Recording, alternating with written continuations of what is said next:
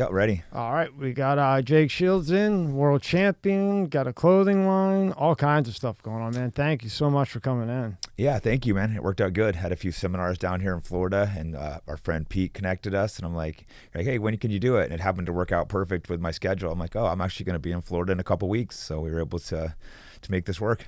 You know, Pete, at first you look at Pete with that zone thing, and you're like, Yeah. There's no way. But then, I saw he had BJ Penn, so I thought maybe. It's definitely, helped me. He's done some things where I've had some things not feeling good, and he's adjusted me a few times, and I felt way better. I think it depends on the injury, too. There's been a few times where he's adjusted me. This has been a little bit better, but there's been other times been pretty messed up. He adjusted a few times, and I'm like, wow, I'm fully better. And weird things, too, you don't expect, like your stomach, you maybe knot it up, gets adjusted, and you're feeling better. It's definitely a little strange, but the guy's smart and onto something. He is. And we kind of did it off the cuff. Mm-hmm. And Rob, the other guy who works in here with me, he has a slip disc in his back. Yeah. And he had digestive problems. I didn't know. So we film it. Mm-hmm. Rob lays down, and Pete's like, do you have digestive issues? And Rob's like, how'd you know that? That's the weird part, right? He'll like fill things and say what's wrong with you. Yeah, he's doing that brain shit and fixed his back. And he's like, really, Tommy, my back's good. And I said, well, let's see in a week. Week later, back's good. Now, Tig, who from Benghazi, the movie 13 Hours, he's a good friend of mine. The guy who got stuck there in Benghazi, and they left him there basically to die. Yeah. He needed 2 hip surgeries, and I said, Tig, look, let's give it a shot. I mean, fuck it. You know what I mean? Yeah, it can't hurt. Can't hurt at all. That's why I loved your Twitter post. Yeah, per time I think I posted that yesterday, talking about how surgery's good topic. Just for the record, I'm not against surgeries by any means. I think there's a time and place for them, but I also think people get them way, way too much. Doctors push them. Almost everyone when they get a surgery, to get several surgeries on the same thing, on the same knee, on the same back. And luckily, I've always been skeptical. I remember about 15 years ago, I went into a doctor's office. I was having neck issues. They took whatever the X-ray or whatever that is, the MRI, and they're like, oh, your neck's compressed. We need to put you in immediate surgery. You're never going to be able to fight again. You need to retire. And luckily, I was young and stubborn, and I basically said fuck off and walked out of the doctor's office and went on to win 5 world titles. That's what I'm saying. If I had been a regular person, I could have listened to that doctor. He could have completely ruined my career. He even told me, you need to find a new career. For years, I wanted to send that guy like a letter being like, hey, you need to find a new career, with showing me holding a world title. It was just... put him in the trunk. Yeah, it really rubbed me the wrong way, how the guy literally told me just to give up my dreams and get a surgery without even... I mean, who knows? He might have believed it was the right thing to do. Maybe he wasn't a bad guy, but it really upset me. Can you believe that, Scott, how sick this big pharma is? They tell him, you're done forever and you go to win. Not one. And we're not talking like jumping jacks. Yeah. You know what I mean? We're talking like hardcore fighting, man. Yeah, they were telling me basically I was going to have neck problems forever. And I'm not going to say my neck, gets tight a little occasionally, but it's not like in constant pain. It's maybe tensed up a little bit where I can't always bend all the way, but I don't live in pain. I was able to fight. I was able to go on and never got the surgery. And the surgery was going to be like a major thing, like, oh, you're not going to be able to fully recover. So it's just same thing. They wanted to get surgery on my knee a few months ago, and now I'm back to 100% training. And they're saying 9 months to recover from the surgery. And I don't even think some of these doctors I think are scam artists that, will try to upsell you a surgery. But I think a lot of them, it's just how they're taught in medical school. They think they're doing the right thing, but a lot of times the surgery can be avoided. I agree with you 100%. Because I think half, they're still reading the book that was written, 50 years ago. Yes. And then I think a lot of doctors might be okay, but they don't want to be the one to go against the grain, because then if they are then the doctor community will go against them, because then the other half that are getting a kickback for every surgery that are scam artists, they're going to make a big stink about it. And I think a lot don't want to go against the grain. Yeah, there's that social pressure, as you saw with the COVID vaccine. Any doctor that would go against it would be blackballed. I think some threatened, fired, even removed from Twitter. I had friends I talked to personally, there were doctors that, weren't, like, nah, I wouldn't take the vaccine. But then on the record, they're telling their patients to do it. And it's just kind of, it's kind of cowardly of them, but I could understand why they would do it. But I had guys tell me to their face, they're telling their patients to do it, and then they're not taking it or not telling me not to take it. I even told them, isn't that kind of cowardly? But they're like, yeah, what am I supposed to do? This is my career. Yeah. So I understood their perspective as well.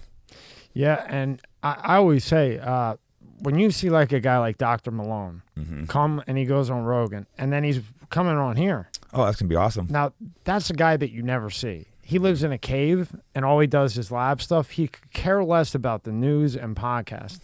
So when you see someone like him, and I always mess up his last name, Peter McConnell, And guys like that, when they come out of their cave where their lane where they work and they go on a podcast, especially one like that, something's really wrong. Yeah, and these guys too, they're not like random quacks. They are top they are top guys in their field. Wasn't Peter McCullough, like they said, I don't know the exact credentials, but I think he was the most cited like author on heart things ever. I could be a little wrong with that, but it's some kind of huge doctor. Peter Malone was one of the creators of the RNA vaccines, you know. So these are like two extremely competent guys, not crazy quacks like the media tried turning them into. No, I believe Malone has the most approved vaccines out of any doctor, and Peter has the most like literature that's been verified by a long shot than anybody. And they're suing him for like $250,000. Yeah, and neither of these guys are anti-vaxxers. They both pushed other vaccines, not pushed them, but they both taken other vaccines. I think they might have even both taken the COVID vaccine. Malone took the COVID one early. He didn't know. And the first time he was all right, and the second one almost killed him. Yeah, and it was crazy that people aren't allowed to, that experts aren't allowed to question things. And, you know, who knows? I'm not saying what side is or isn't right. You know, I have my opinions, obviously, but to say these people aren't allowed, who are complete experts, aren't allowed to have opinions, pretty crazy in America that we live in a time like that. Right, like if you're for this vaccine and I'm not for it, or vice versa, why can't we get along? Exactly. We should discuss it, like, be friends. Like, what the fuck? Like, you're a human, I'm a human. Who am I to tell you what to do? Exactly. Well, that's one thing, too. I think social media has, like, brought people further apart. Because I have lots of my best friends who I disagree with things politically, and we can sit there face to face and have really polite discussions about where we disagree. And a lot of times we'll actually find that we agree on a lot more than we disagree. And maybe it'll be small, minute points that we disagree on. And we always both want what's best. We just believe in different ways to do it. And I think that's how most humans are. I mean, there's some bad, complete pricks out there, but for the most part, people are just trying to push what they think is best. And by, you know, I think the social media kind of divides us, where it's like, you're bad. When no, both people are just trying to find what's best. We should be able to disagree and still be friends. Well, I think the government, all of this is to divide. Definitely seems that way. Divide by politics, divide by race. There's all this push and divide the races, but there's no real division racially. If you go out in the real world, it's just not there. But you go on social media and they act like black, white, Asian. But I'm like, at least not in my world. You know, we all train the gyms. We all get along great, like brothers. It doesn't matter what race you are. And it seems like everywhere you go, you know, black people treat me great, Asians treat me great, and then you see all this division online. It's like, who's creating this? It's not real. Yeah, I had. It's funny. I had Marshall Silver in. He had mentored Tony Robbins a little bit. He was he's like the world's greatest hypnotist. He's in Vegas a lot. Oh wow, what's his name again? Marshall Silver. Okay. Yeah, I'm saying it right. I'm bad with last names. Yeah, I'm awful with names. So but like... oh, good. So we're both bad. So and what he made a really good point, and he goes, social media and the media has hypnotized everyone into this racism shit, this bully shit, everything else. And then when I had the Tates on, or Tristan Tate, he made a really good point. I said, when do you think this bullying stuff started?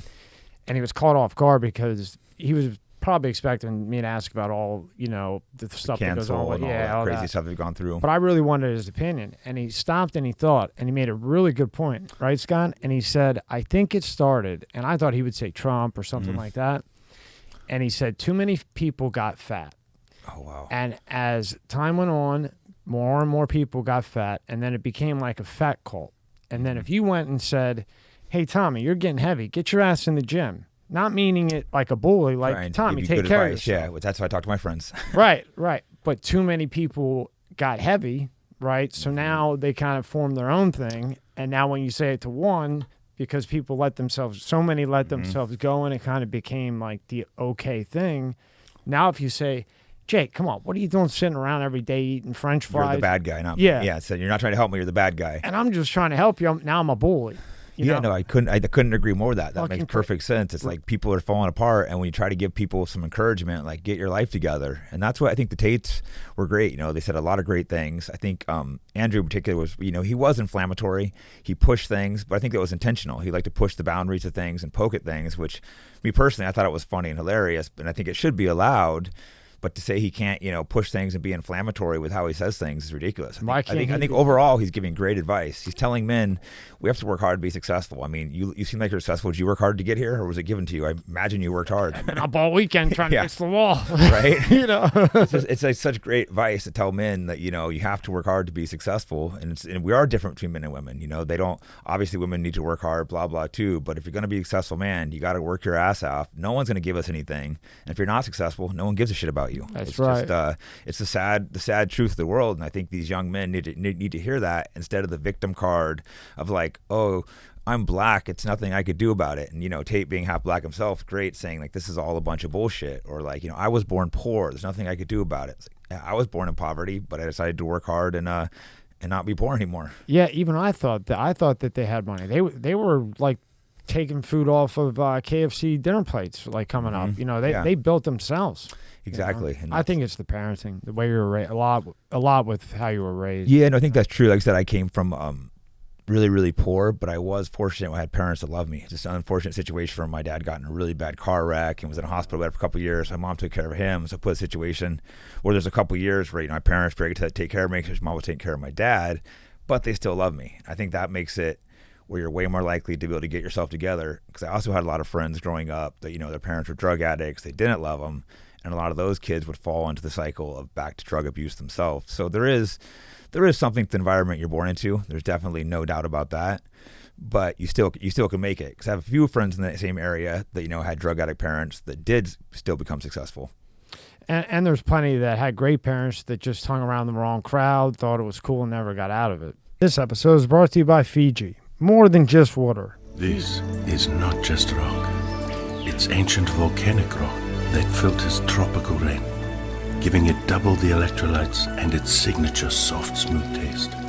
It's not just water, it's Fiji water. This episode is brought to you by Let's Get Checked. Are you the man your father was? Recent studies have shown that men's testosterone levels have dropped substantially since the 1980s at about an average of 1% per year. Think about how old your father was when he was born. For example, if he was 30, your testosterone levels could be 30% lower than his. Low testosterone levels can have all types of health effects on men. It can affect your mood, sex drive, memory, muscle mass loss, you name it. And yes, low testosterone is more common the older you get, but it can affect men at any age. So let's talk about today's sponsor, Let's Get Checked. You can order a testing kit that will be delivered to you in a discreet packaging with next-day delivery. Once your sample arrives in the laboratory, confidential results will be available from your secure online account within 2 to 5 days. So, if you want to test your hormone levels without having to leave your home, visit trylgc.com/MSCS Media and get 25% off your test using the code MSCS Media. The link is in the description at the top.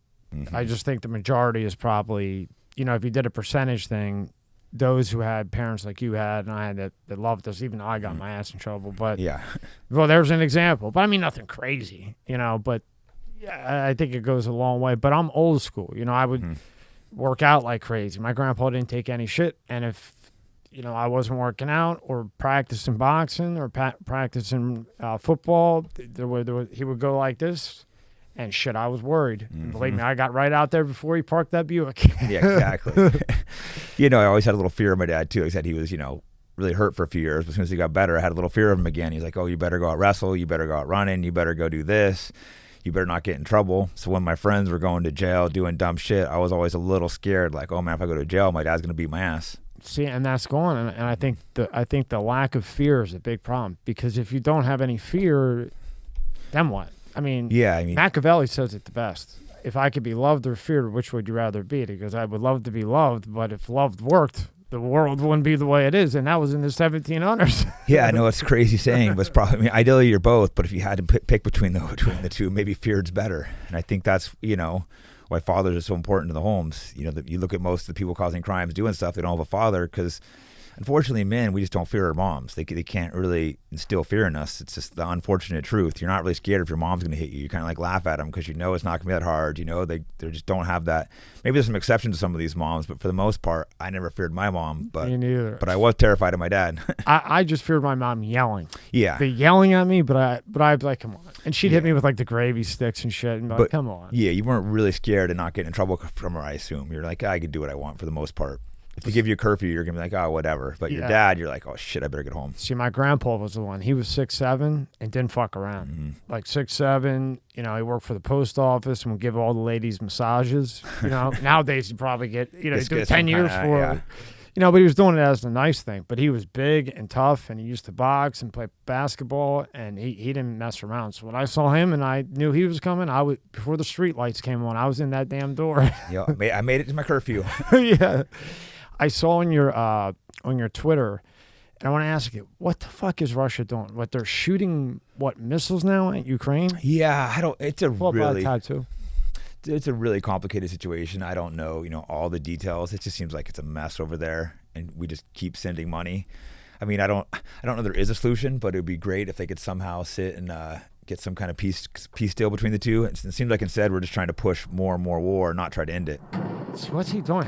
I think this is actually... Let's all this off. I think this is actually Baghdad. I think the guy was comparing because we were freaking out. We were freaking out over Russia, and he's like, "Were we freaking out because I guess they bombed the city?" He's kind of saying, "Are they freaking out when we did Baghdad?" Oh, which is in comparison. Which, yeah, the whole situation's a mess over there, and I don't think we're trying. The problem is we're not trying to get peace with Russia. We're just trying to push more war. Yeah, it's just, and then you also have. I saw a bunch on here. Yeah, that's where it was. Yeah, jeez. Yeah. But like you said, we keep feeding Ukraine with more and more. Yeah, we keep giving them they don't want a peace deal with how much money we're giving them. Zelensky, you see him, he's just pushing more and more war. He's gone war hungry now. He's getting so much money and so rich. He does not want this war to end. There's no way he's going to go to the table. Like if you see him talk now, he's gone completely crazy. He's talking about like preemptive strikes on Russia. Don't they have more nuclear weapons than us? They have enough to easily end the world, and we're pushing on the brink of nuclear war with them. I'm certainly not saying Russia's right in this situation, but it's complicated, and we should be trying to have peace talks with them, not push to World War III. And the land they took, too, it's not saying it's right, but the people that live there consider themselves Russian. Like why not do a vote? Like supposedly they already had a vote. Why not do like a UN sanctioned vote, let the people decide, and hopefully end the war? But instead, it seems like we're pushing closer and closer to World War III. Yeah, I don't understand why we're even involved, because this is a war that's been going on forever. I mean, Soviet Union. Yeah, right. They've been, like I said, it gets complicated. I don't think Russia should go and take over all Ukraine, but I don't believe that's what they're trying to do. I think they're trying to take a couple pieces of land, which still isn't right, but it's a lot more complicated than they're trying to conquer Ukraine, which a lot of Americans seem to think. Yeah, and then North Korea, I think, sent a missile at Taiwan, right? I think they flew it over. Yeah, that guy's a nutbag, which... Dangerous. Yeah, him getting nukes is scary. He seems like probably the nuttiest. Out of all the countries, that's probably the nuttiest, scariest one. What do you see happening? What do you think the end result will be if you had a guess with Ukraine and Russia? How do you think that ends? I think we're going to keep the war going on for years so we can keep weapons going, and then eventually Russia will win after like 7-8 years. Long. I mean, the Afghanistan war went 20 years. That ended, it take a couple months? We already had the Ukrainian war going. The weapons manufacturers need to be paid somehow. You can't, they have a deal with the politicians, it seems like, where the weapons have to move. Well, they do, because, just like the movie that my friend wrote that he got screwed on, what was the name of the movie? War Dogs. Yeah, I haven't seen that. Was that about the weapon sales? Yeah, like they were getting the Chinese bullets, but they weren't supposed to be Chinese, and they would try to scratch them off, but they got nailed because they didn't scratch all of the Chinese markings off. So, I never thought about it like that. There's that huge money in the weapons. Huge money, and they pay a lot of money to the politicians. My friend John Joseph, he's actually moved down to Florida from the Cro-Mags. He might be a good guy to get on, but he tweeted, he was talking to his friend, Special Forces. He said they purposely left all the weapons in Afghanistan so that Taliban could take them, so that way when they still had new weapons for whoever was going to be next, which turned out to be Ukraine, they could make new weapons and sell them. They didn't want to send them the ones they just sent to Afghanistan, so they were perfectly left for the Taliban to take. Which I can't confirm if that's true or not, but it sounds quite possible. It's a little weird how they just left all the weapons there. I see. So his theory was they left them there, and then everybody made a big stink about it, but it was a way to get it to Ukraine without. Or then we got to make new weapons. You can't give them old weapons. You got to make new ones to sell. Like I said, Special Forces guy told him that. I can't say whether it's true or not, but it's an interesting. If they really wanted the weapons out of there, I think they would have got them out of there. I don't understand. My account went down this rabbit hole maybe 8 months ago. And he just every time I talk to him, it's something about this and that. If you get too deep into it, it'll just take your life over. Yeah, that's the problem. Sometimes you're digging down these rabbit holes, and you're like, I'm going to leave this stuff alone. This is getting too weird. Yeah, because I don't want to see any more of this. It's too much, and sometimes it's like you just don't even want to know because you just want to live your life and do whatever you got to do. But sometimes you can't avoid it. You got these midterms coming up, and whether you're a Republican or Democrat, for these Republicans to be taking the bait on this, like they're bringing up abortion right, just don't say anything. No, it was the smartest thing. It was great for Democrats having that get on the ballot. It gave the Democrats were just getting smoked, and it gave them a little bit of momentum again. And the Republicans took the bait. Yep. Like, how dumb can you be? Yeah. Like, they're the just issue alone at this point, I think. Right. And then they were winning with that one, and then the war stuff, and then the stupid moves that were made, and then they come with the weed. Mm-hmm. And the Republicans again, just shut up. Don't say anything. Yeah, the Democrats were killing themselves, and now they're like the Republicans are doing it. Both sides are idiots, unfortunately. I think at the moment I'll slightly lean towards Republicans, but I don't like them either. I'm not a Republican. I just think the Democrats are so corrupt. The COVID stuff really turned me off. All the COVID lockdowns was just like, I want nothing to do with this party. I just want what's best, and I don't know anymore. I mean, they're both. Yeah, we don't have any good options. So I don't crazy. know. Yeah, the two governors in Nevada where I'm living, it's like I don't want either one of them. So it's like, do I really want to vote with one of these guys? How is it in Nevada? Like, do they have like this any mass stuff going on still, or are they completely over that? It's totally normal. But I moved from California to Nevada because it's pretty much normal. But then the governor reinstated the mask mandate for kept it going forever. It wasn't real strict though, because I didn't really wear it, so people would rarely say anything. California had it going forever. Like every time I'd go in a store, they're like, "You put a mask on." I'm just like, I'm not putting a mask on in California. Like San Francisco, for example, you'd have to wear a mask, but you're allowed to loot. You're allowed to steal up to $950 worth of stuff. That's almost as bad as like New York, right? Yeah. Like remember they won. There was that whole big thing with Kyrie Irving. Oh yeah, the vaccine. Yeah, but yet you could walk into Louis Vuitton and everybody's filming them run out and nothing happens. Yeah, I was in one of those stores. That's when I was in San Francisco. I had, grocery shopping. I just wasn't in the mood to put on a mask, and they're feeling like they're not going to ring me up without a mask. And it was one of those stores where people are literally stealing stuff, running out. And I'm like, here's the deal. I'm trying to give you money. I know the rules are I'm allowed to steal $900 worth of stuff. This is less than $950. So either ring me up or I'm just going to walk out. So then they rung me up. My friend, or actually we had Mike Cadella in. I always say his name wrong. Cadella. He's my buddy, so it doesn't matter. It's all good. Yeah. And he said in New York, everything's locked up. When was the last time you were in New York, Scott? About a year ago. He said so. Same here as about a year. So he just had flown 3 days ago from New York to here, and say you want this cup, it's locked up. You got to go to the counter because how else are you gonna fight off everybody stealing your shit? Yeah, I was out there a few months after the Black Lives riot. It was really bad, and it was the police. They were actually treating people different off of race. I think it's probably not like that anymore because it's a few months after, and it was terrible. Like good example, you'd walk in a store, if you were black, no one would tell you to put a mask, but like me, they would tell me to put a mask on. So I'm just like, no, I'm not doing it if they're not doing it. And I had the police. I'm like eating on sidewalks. I guess you couldn't, or on stairs. I guess you couldn't eat on the stairs because of COVID. But there was like me and like 15 black people there, and they told me I had to leave. And I'm just like, I'm not leaving unless everyone, we're not switching racial segregation to the opposite end. I'm not doing it. The guys had like 4 cops came. They tried to get me to leave, and I just refused to leave. And then finally, the one cop that was trying to have me arrested left, and the other guys apologized. 2 of the officers were black. They're like, yeah, we're so sorry. This is absurd. But they were told, the black guys told me this, they're told to leave people alone, depending on the color they were, unless it was an extremely violent felon.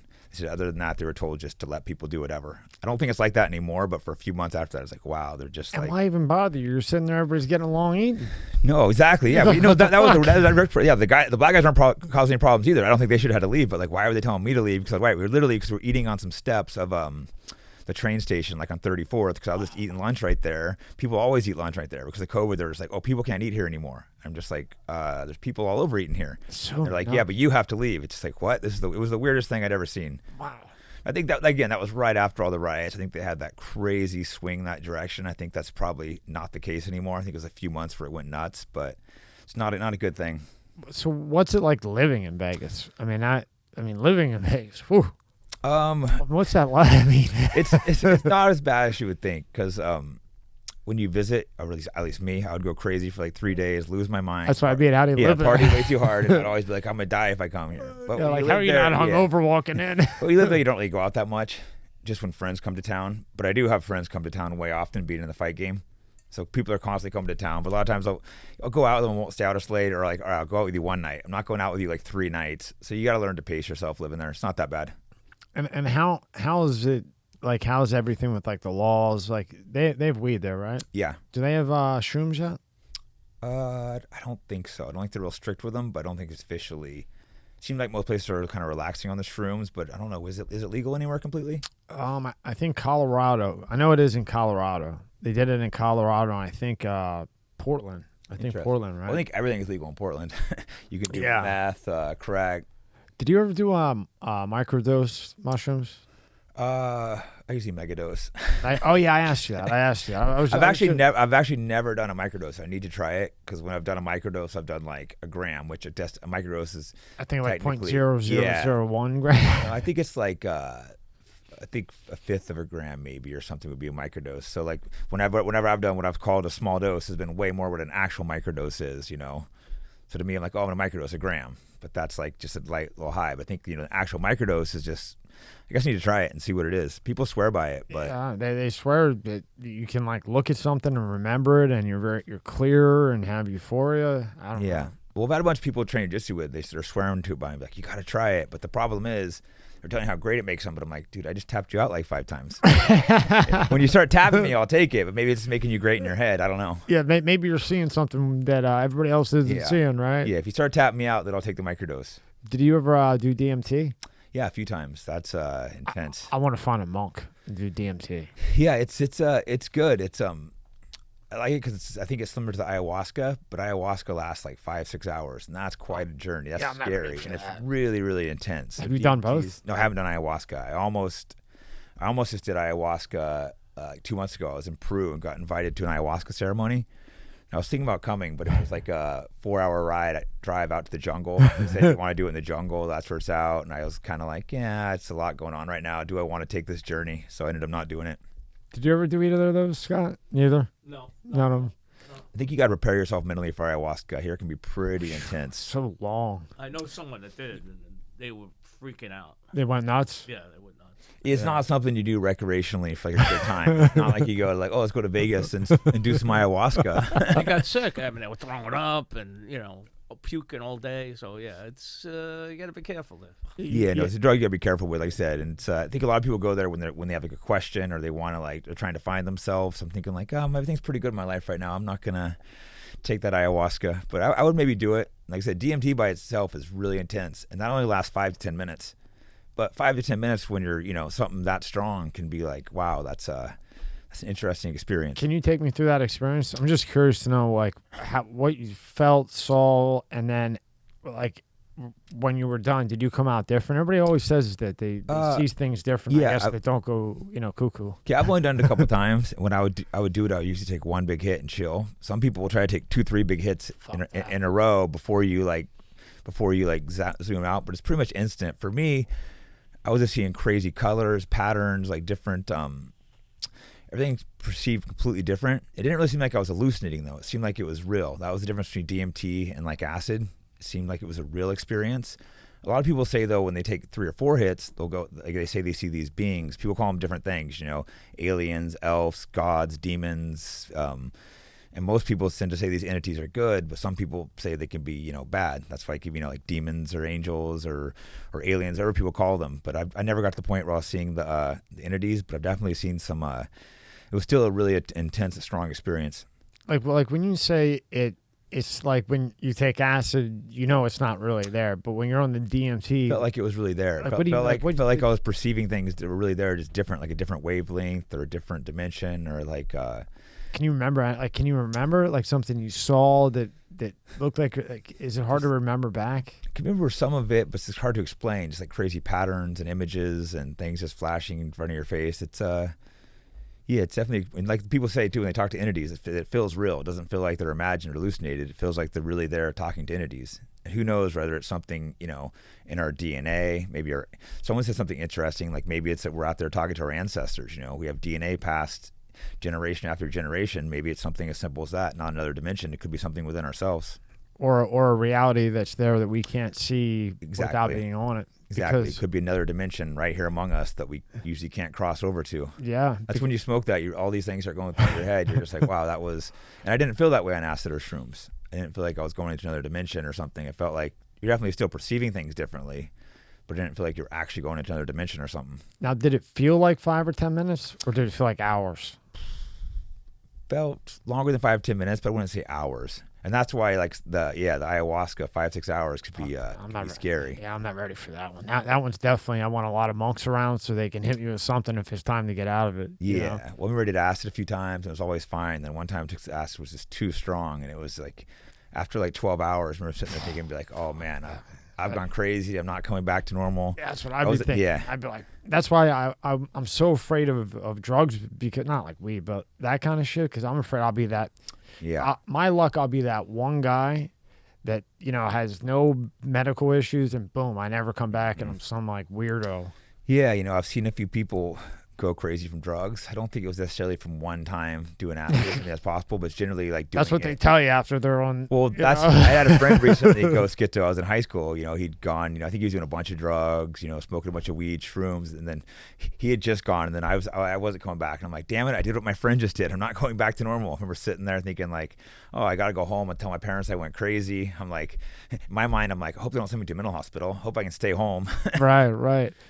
Yeah, I'm so interested in it because when I started studying it, it's the last thing released from your brain when you die. And then they found that there's alternative DMT, which is another type of DMT that's in like your gut, your liver. Really? It's also in your brain too.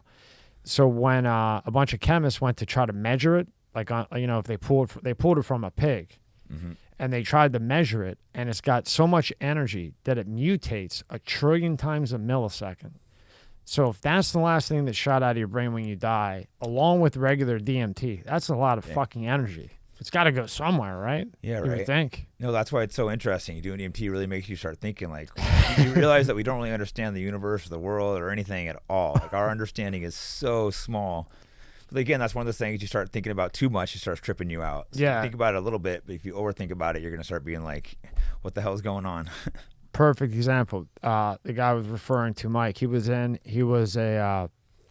up in New York, and he had a decision to make. Like his grandfather was in the mob, the Lucchese's, and his father was a cop.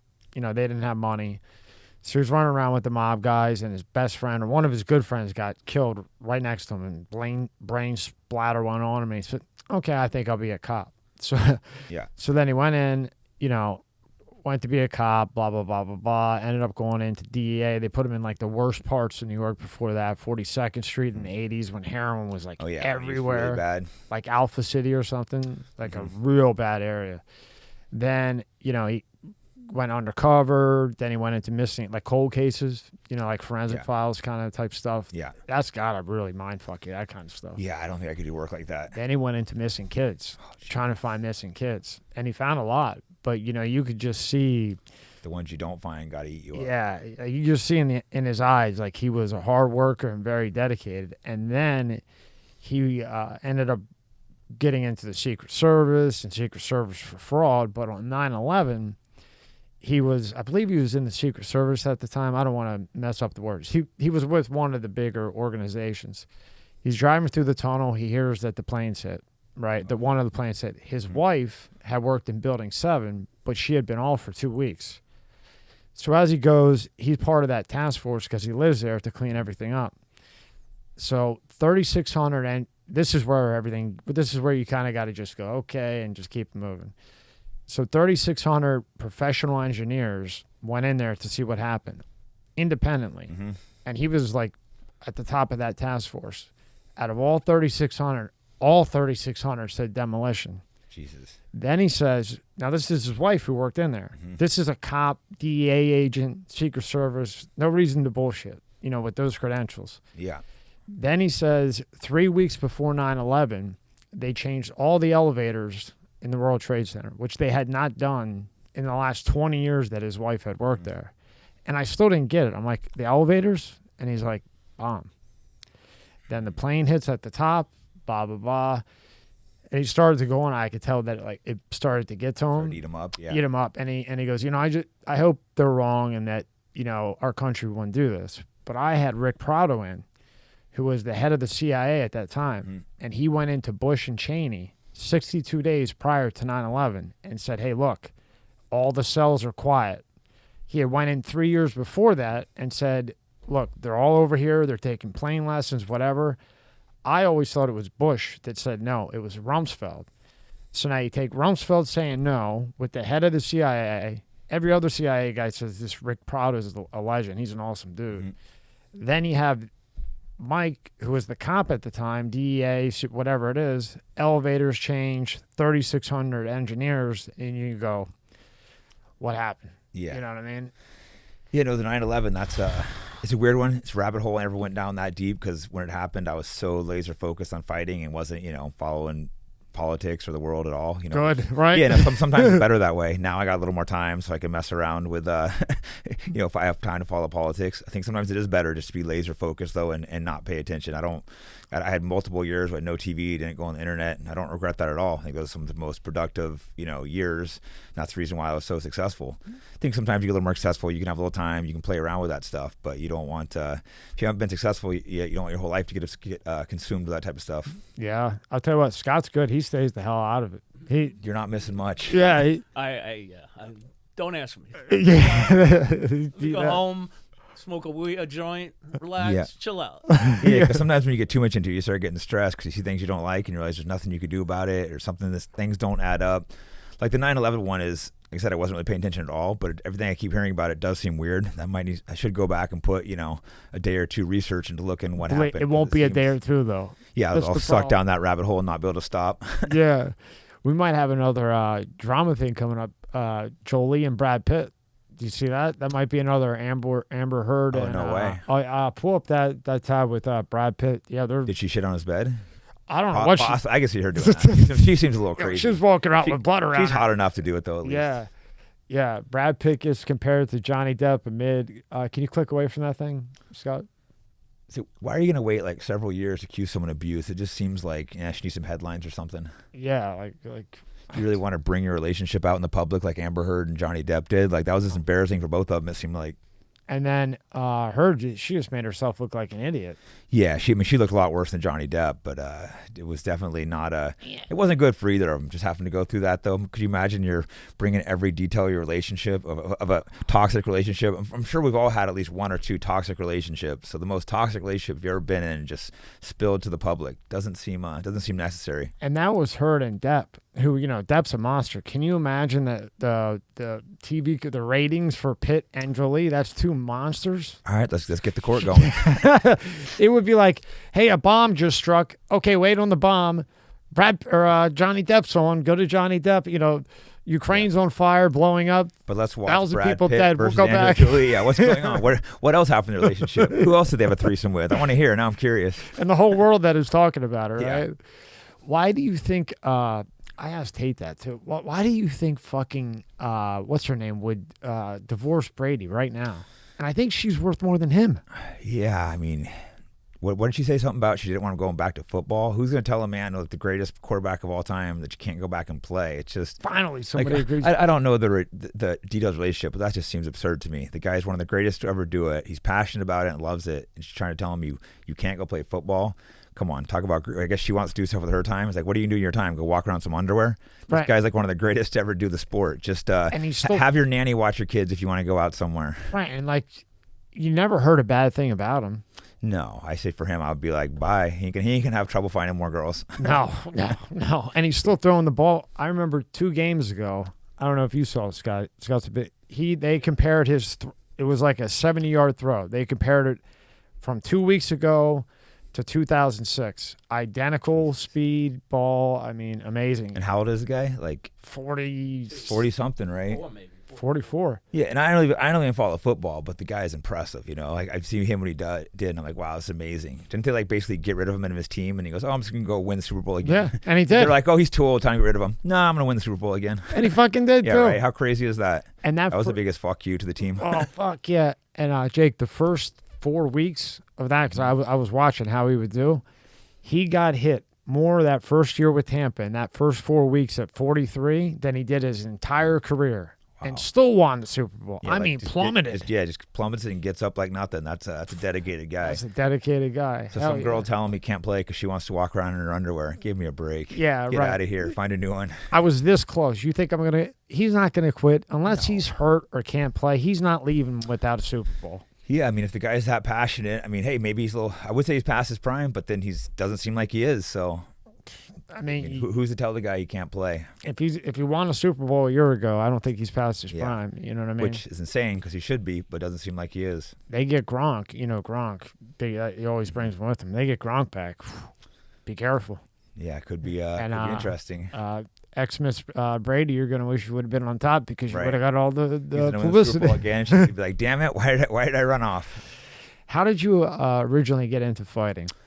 I had wrestled in high school. Would always, get in street fights and stuff growing up, kind of near Stockton area, one of those boring areas, not much to do. And then I was in college wrestling and met Chuck Liddell. Anyone that knows fighting knows Chuck. I know he was Chuck the first. Liddell. He was the first guy to cross over to superstardom.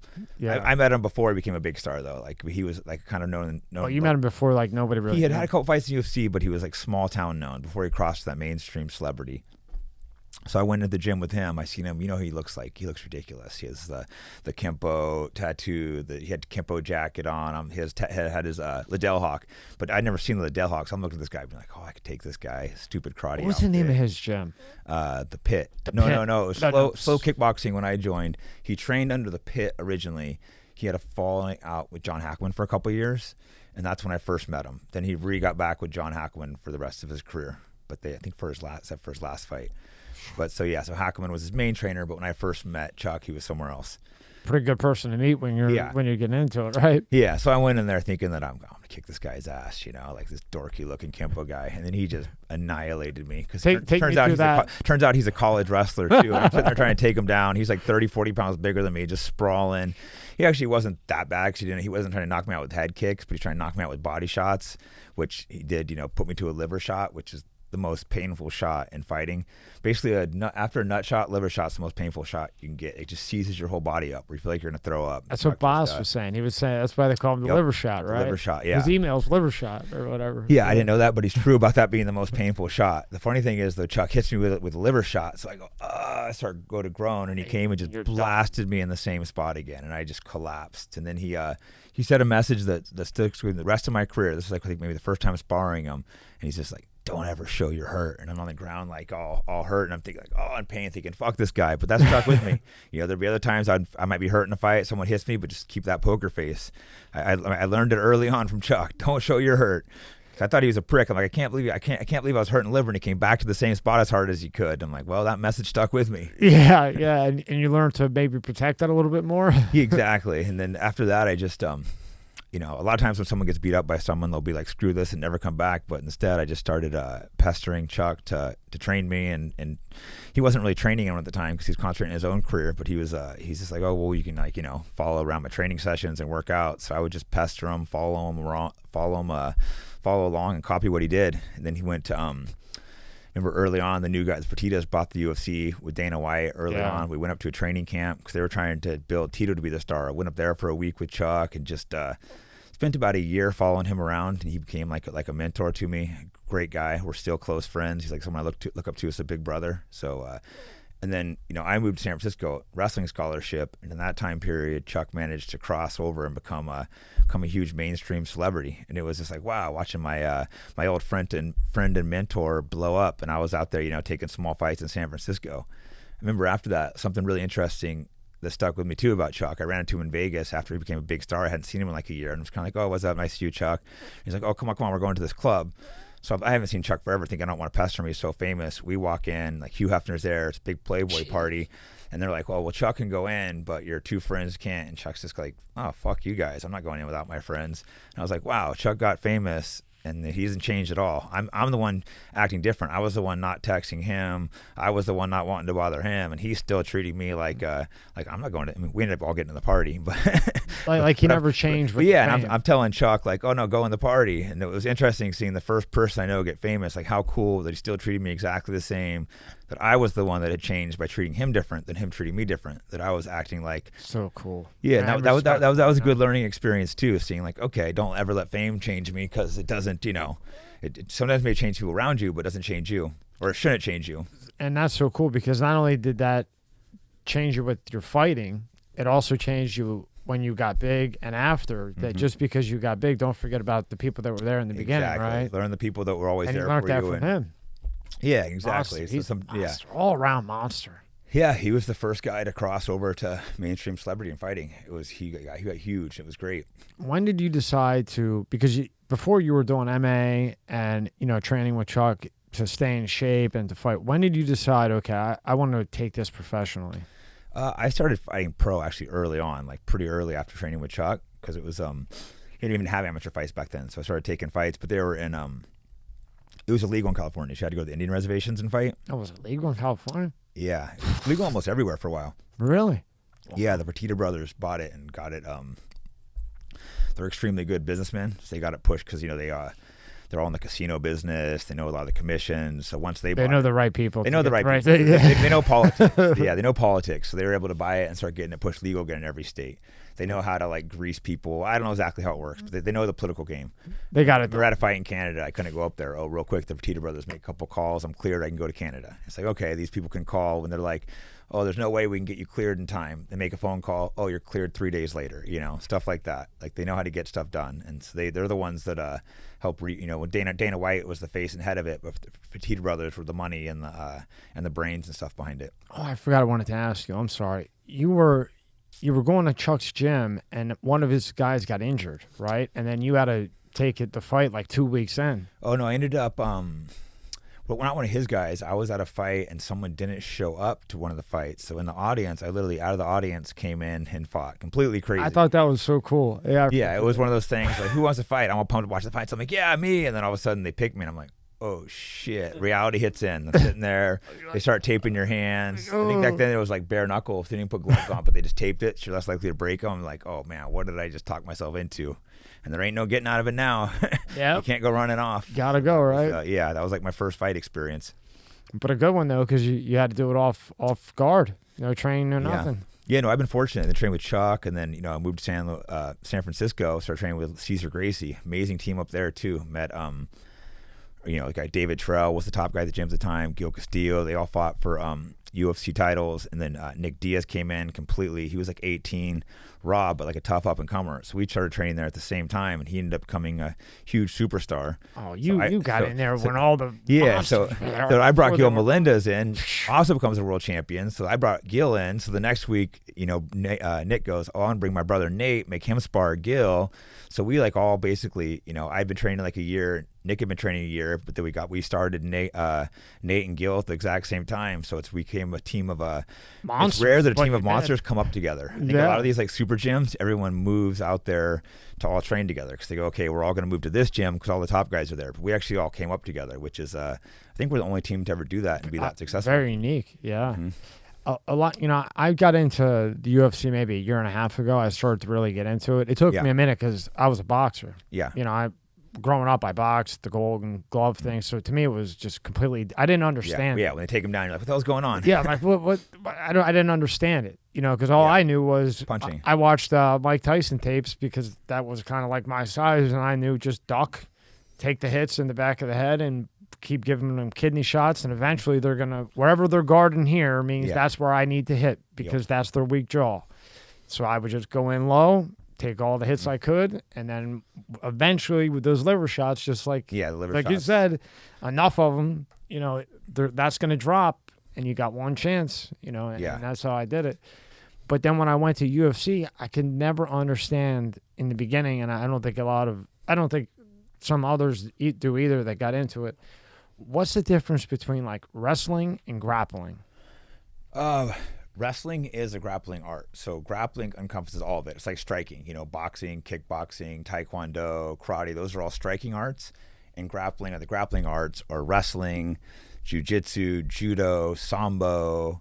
So these are all the grappling arts. Wow. And a lot of people, for someone like me, I've kind of blended them all together, which is where I started using the term American Jiu-Jitsu. Originally it's kind of a joke, but it really became I think Americans are the first ones to really take all the arts and blend them into one art. We took Brazilian Jiu-Jitsu. Brazilian Jiu-Jitsu originally was founded off of Japanese Judo and Jiu-Jitsu. That was brought to Brazil, and they kind of refined it with Brazilian Jiu-Jitsu. And then Americans, we took it, we took the American wrestling, the Brazilian Jiu-Jitsu, the Judo.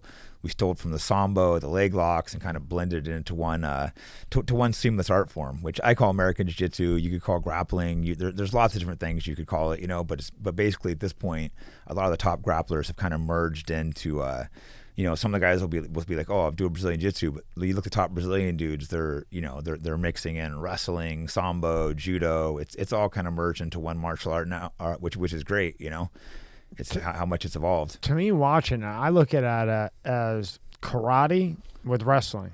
Now this is just the dummy over here. They just got into it, 2 years ago. But I look at it as boxing, wrestling, and karate. Yeah. And I say, I'll stick to the boxing thing. I don't want to go in that thing because that leg kick shit that I just saw about a month ago. Whoa. Yeah. Who was that got?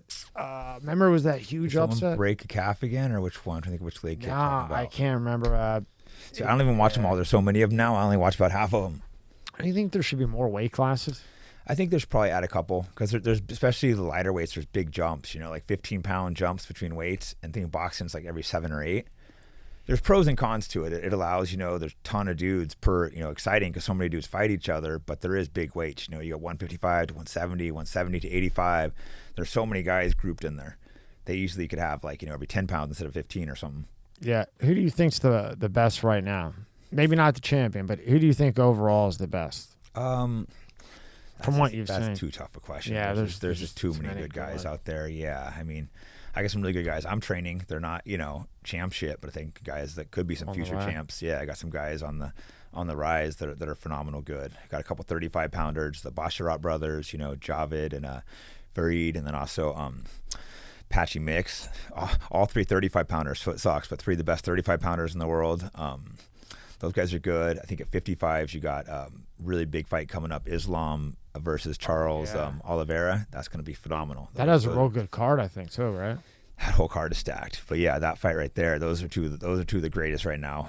I would say pound for pound, those guys are both, up there. 55s is always one of the toughest divisions because so many guys, like I said, are grouped in there.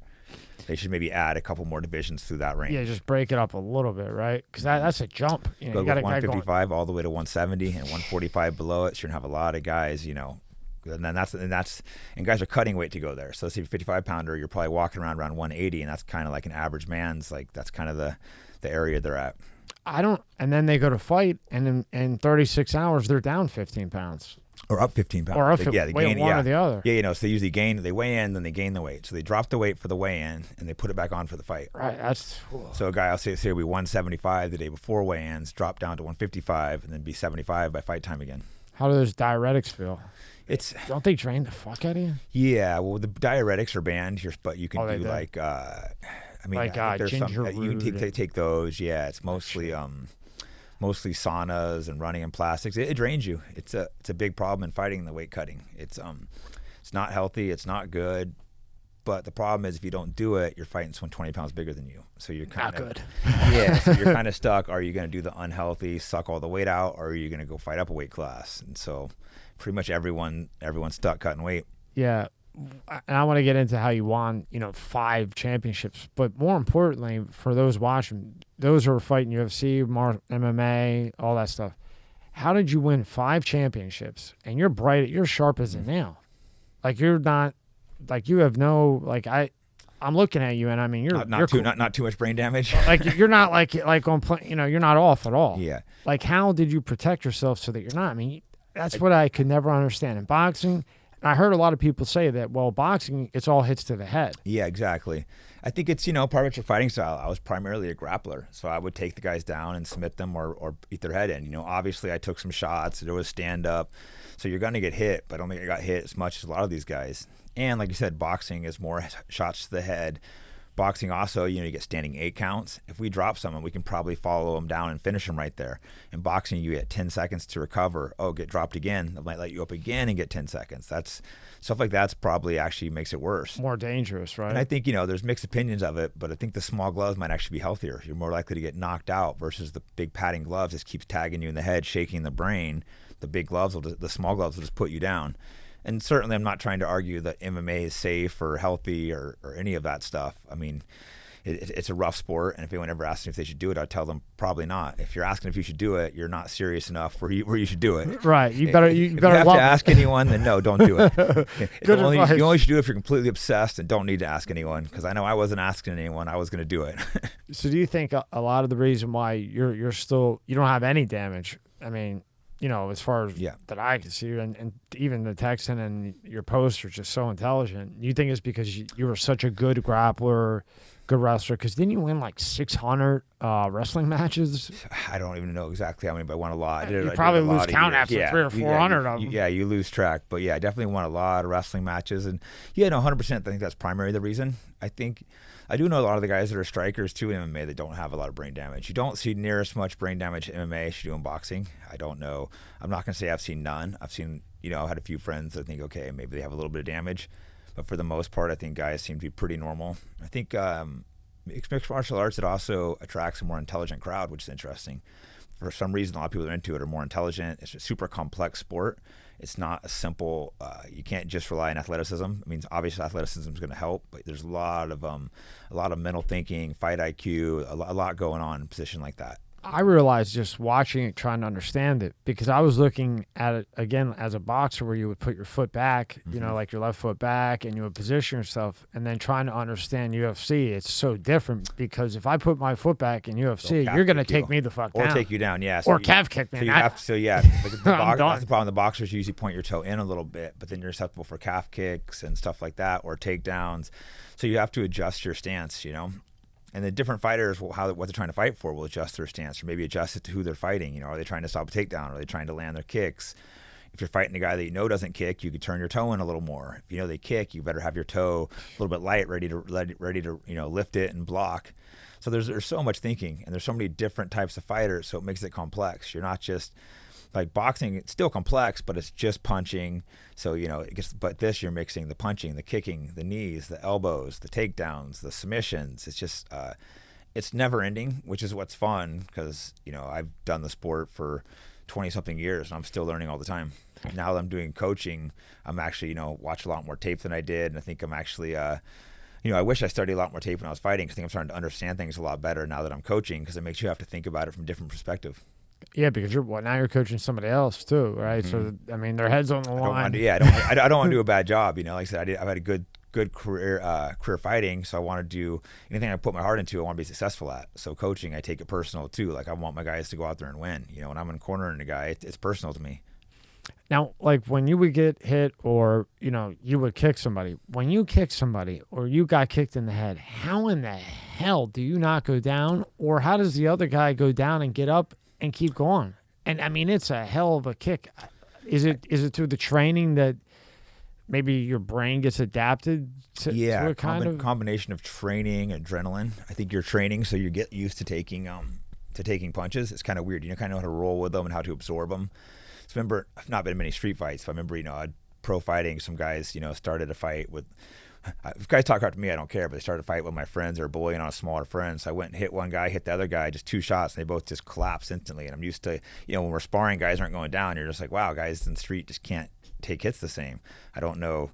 That was when I really started thinking, like, something's different about do our brains get used to them, or I think we're kind of learning to like move with the shots or something. Right. So maybe even subconsciously, subconsciously maybe you don't see it, but subconsciously you do, and then when that kick comes, even though it looks like it got you all the way, you just moved that little bit enough where it didn't, well, there's old saying, the shot that knocks a guy out is usually the shot they don't see, like a weird angle or something. So something I think your body's not like ready for it. You're not moving away from the shot or blocking it.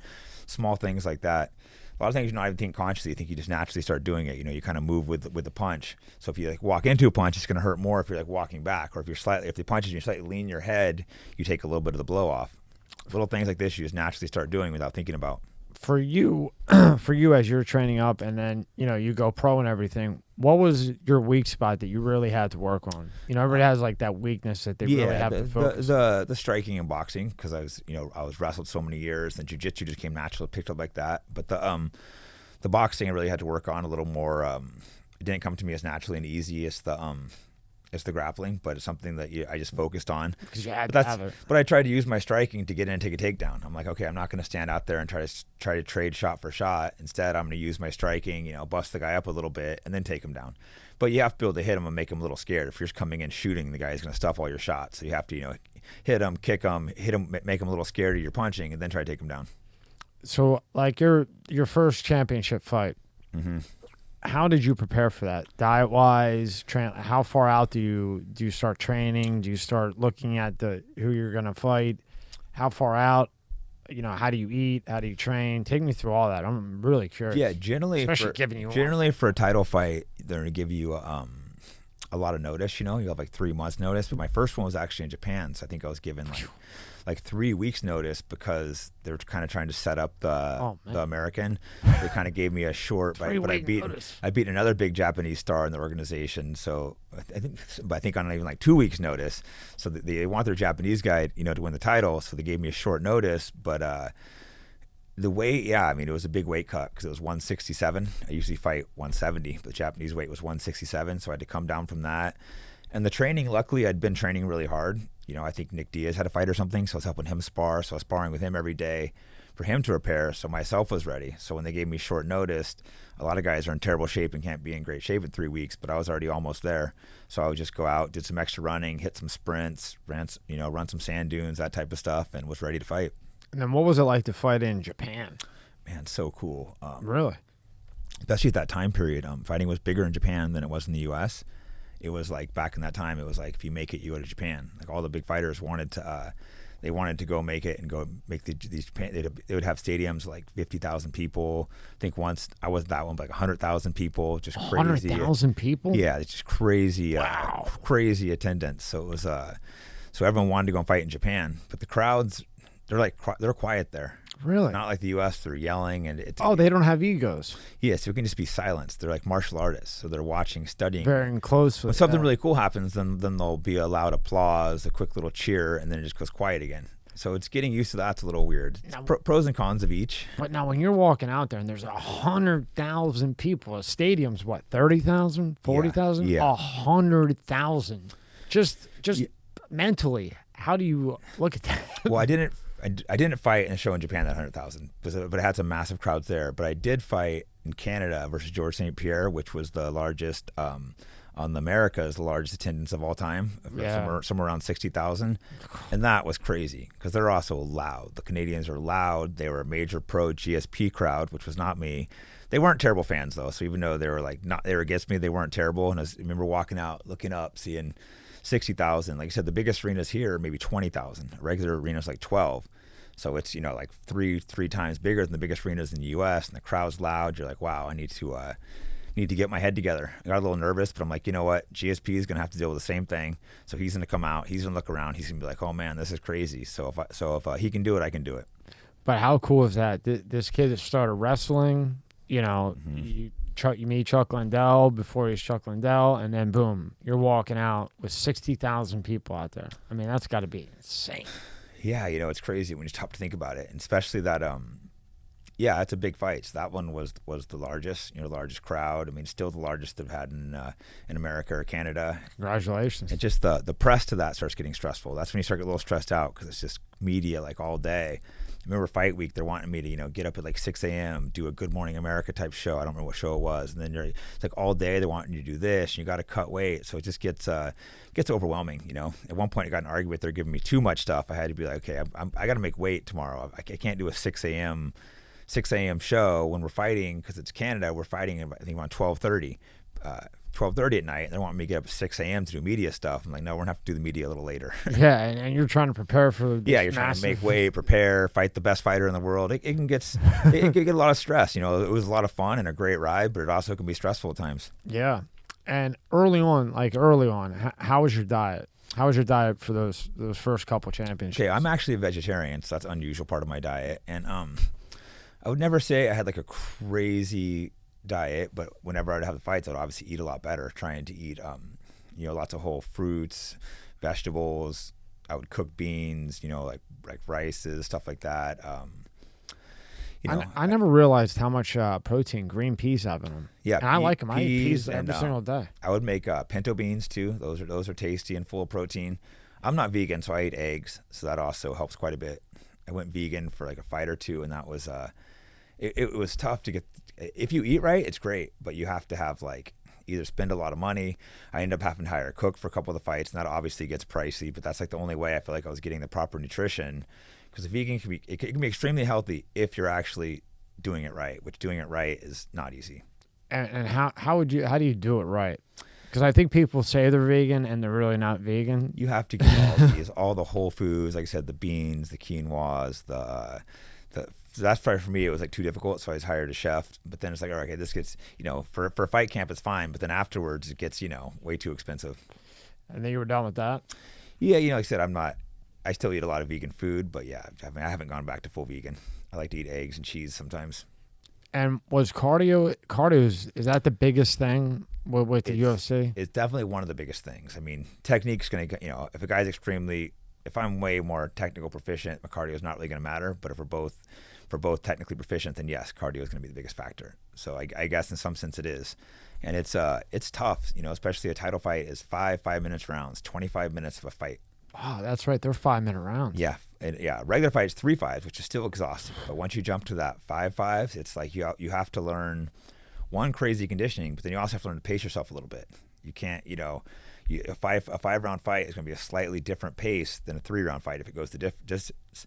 If you watch all the greatest champs, they've pretty much all the greatest champs at some point got accused of being boring, but it's because the only way they're going to hold their belt is to learn to pace themselves, like the greats like GSP, Anderson Silva, even John Jones, these guys who have held the belt for a while.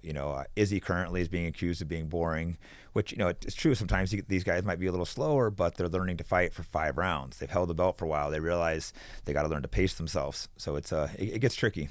Yeah, because you guys are going in there against someone equally to you, or you're very close. Yeah, so when you're fighting for a title, you're always fighting the number one contender. One shot away, right? Yeah, it's always one shot away. Yeah, if you're the champ, you are getting 0 easy fights. You might get lucky and like kick someone in the face or get a quick submission, but they're giving you the number one. And the UFC does a good job for the most part of not feeding you scrubs. Like sometimes, and I think that's why it passed up boxing. Some of these guys will pick their fights. Yeah. The UFC, you don't pick your fight. They give you the number one contender.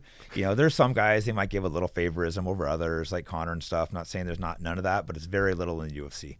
They're going to give you the number one contender every single fight. And a lot of these boxers might fight number one contender, then 2 easy fights, then a number one contender, and there's number one contender, number one contender, number one contender. So it's you guys fight hard, and there's not a lot of time. There's not a lot of time in between either. Yeah, they'll try to fight you as much as they can. I mean, boxing, could be 2 years. A lot of time. I mean, before, when boxing was really fun to watch, like every year, maybe every 9 months. Yeah. Now it's shit. Yeah, I think boxing. I mean, I like boxing. I'm a fan of boxing, but I think it's gotten less popular because MMA. I think more people are watching. It's just UFC is kind of becoming the young generation sport, and I think part of the reason though is because like the UFC won't let people dodge fights and stuff like that.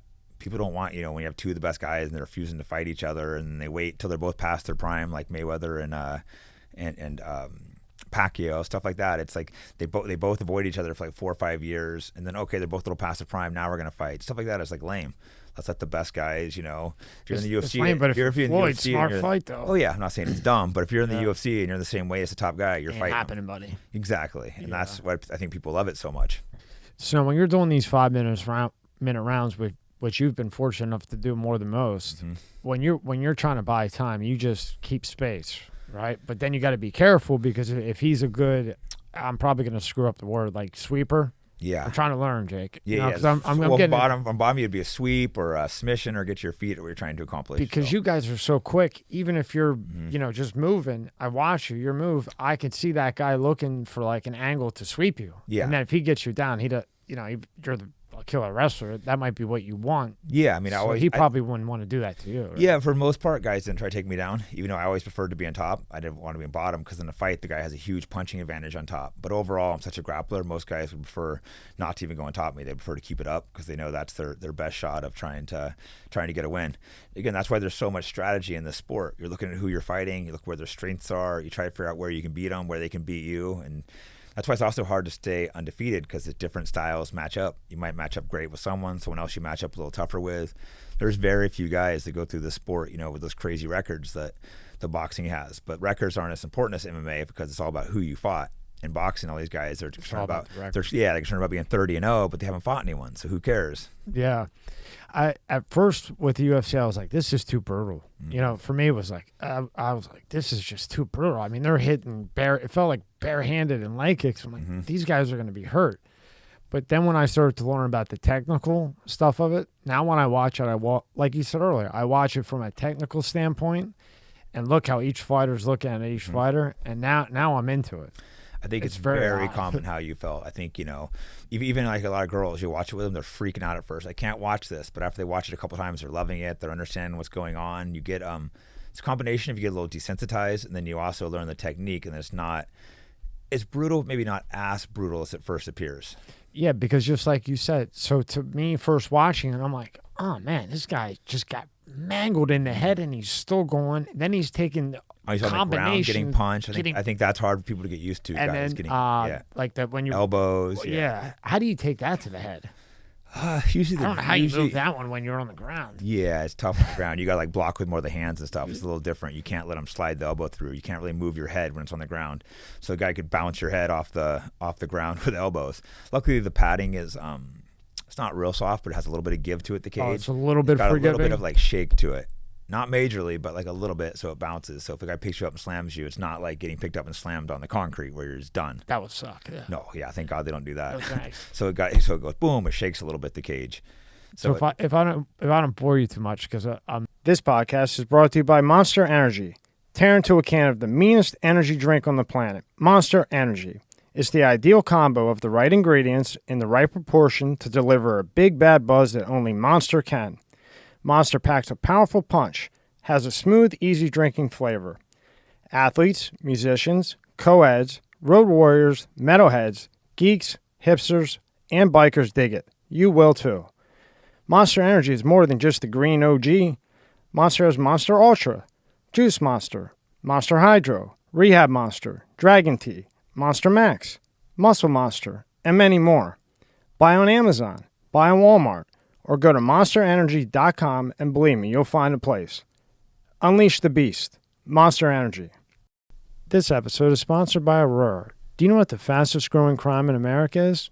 For years, this crime rate has been surging and affecting millions of Americans. I'm talking about identity theft, and there's a new victim every 14 seconds. Yet despite this, those who have had their identity stolen are often shocked when it happens. That's why I'm excited to partner with Aurora, who is sponsoring this video. Aurora is identity theft protection, fraud monitoring, a VPN, password management, and antivirus software all into one easy-to-use app. Their VPN allows you to stay anonymous online by keeping your browsing history and personal information safe and encrypted. Protect you and your family from America's fastest growing crime. Try Aurora for free for 2 weeks and see if you or anyone in your family's personal information has been compromised. Start your free trial today. Go to aurora.com/MSCS. The link is in the description below. Like I said, I'm getting into it. Can you take me through the last 4 of your championships? How, the training to it, because, they were different, and what you had to do to adjust to win that fight? Because I just find it really interesting what you did to beat that, how you found that person's weakness, and then when you saw the weakness and got him. Yeah, so after whether that, it was points or whatever. Yeah.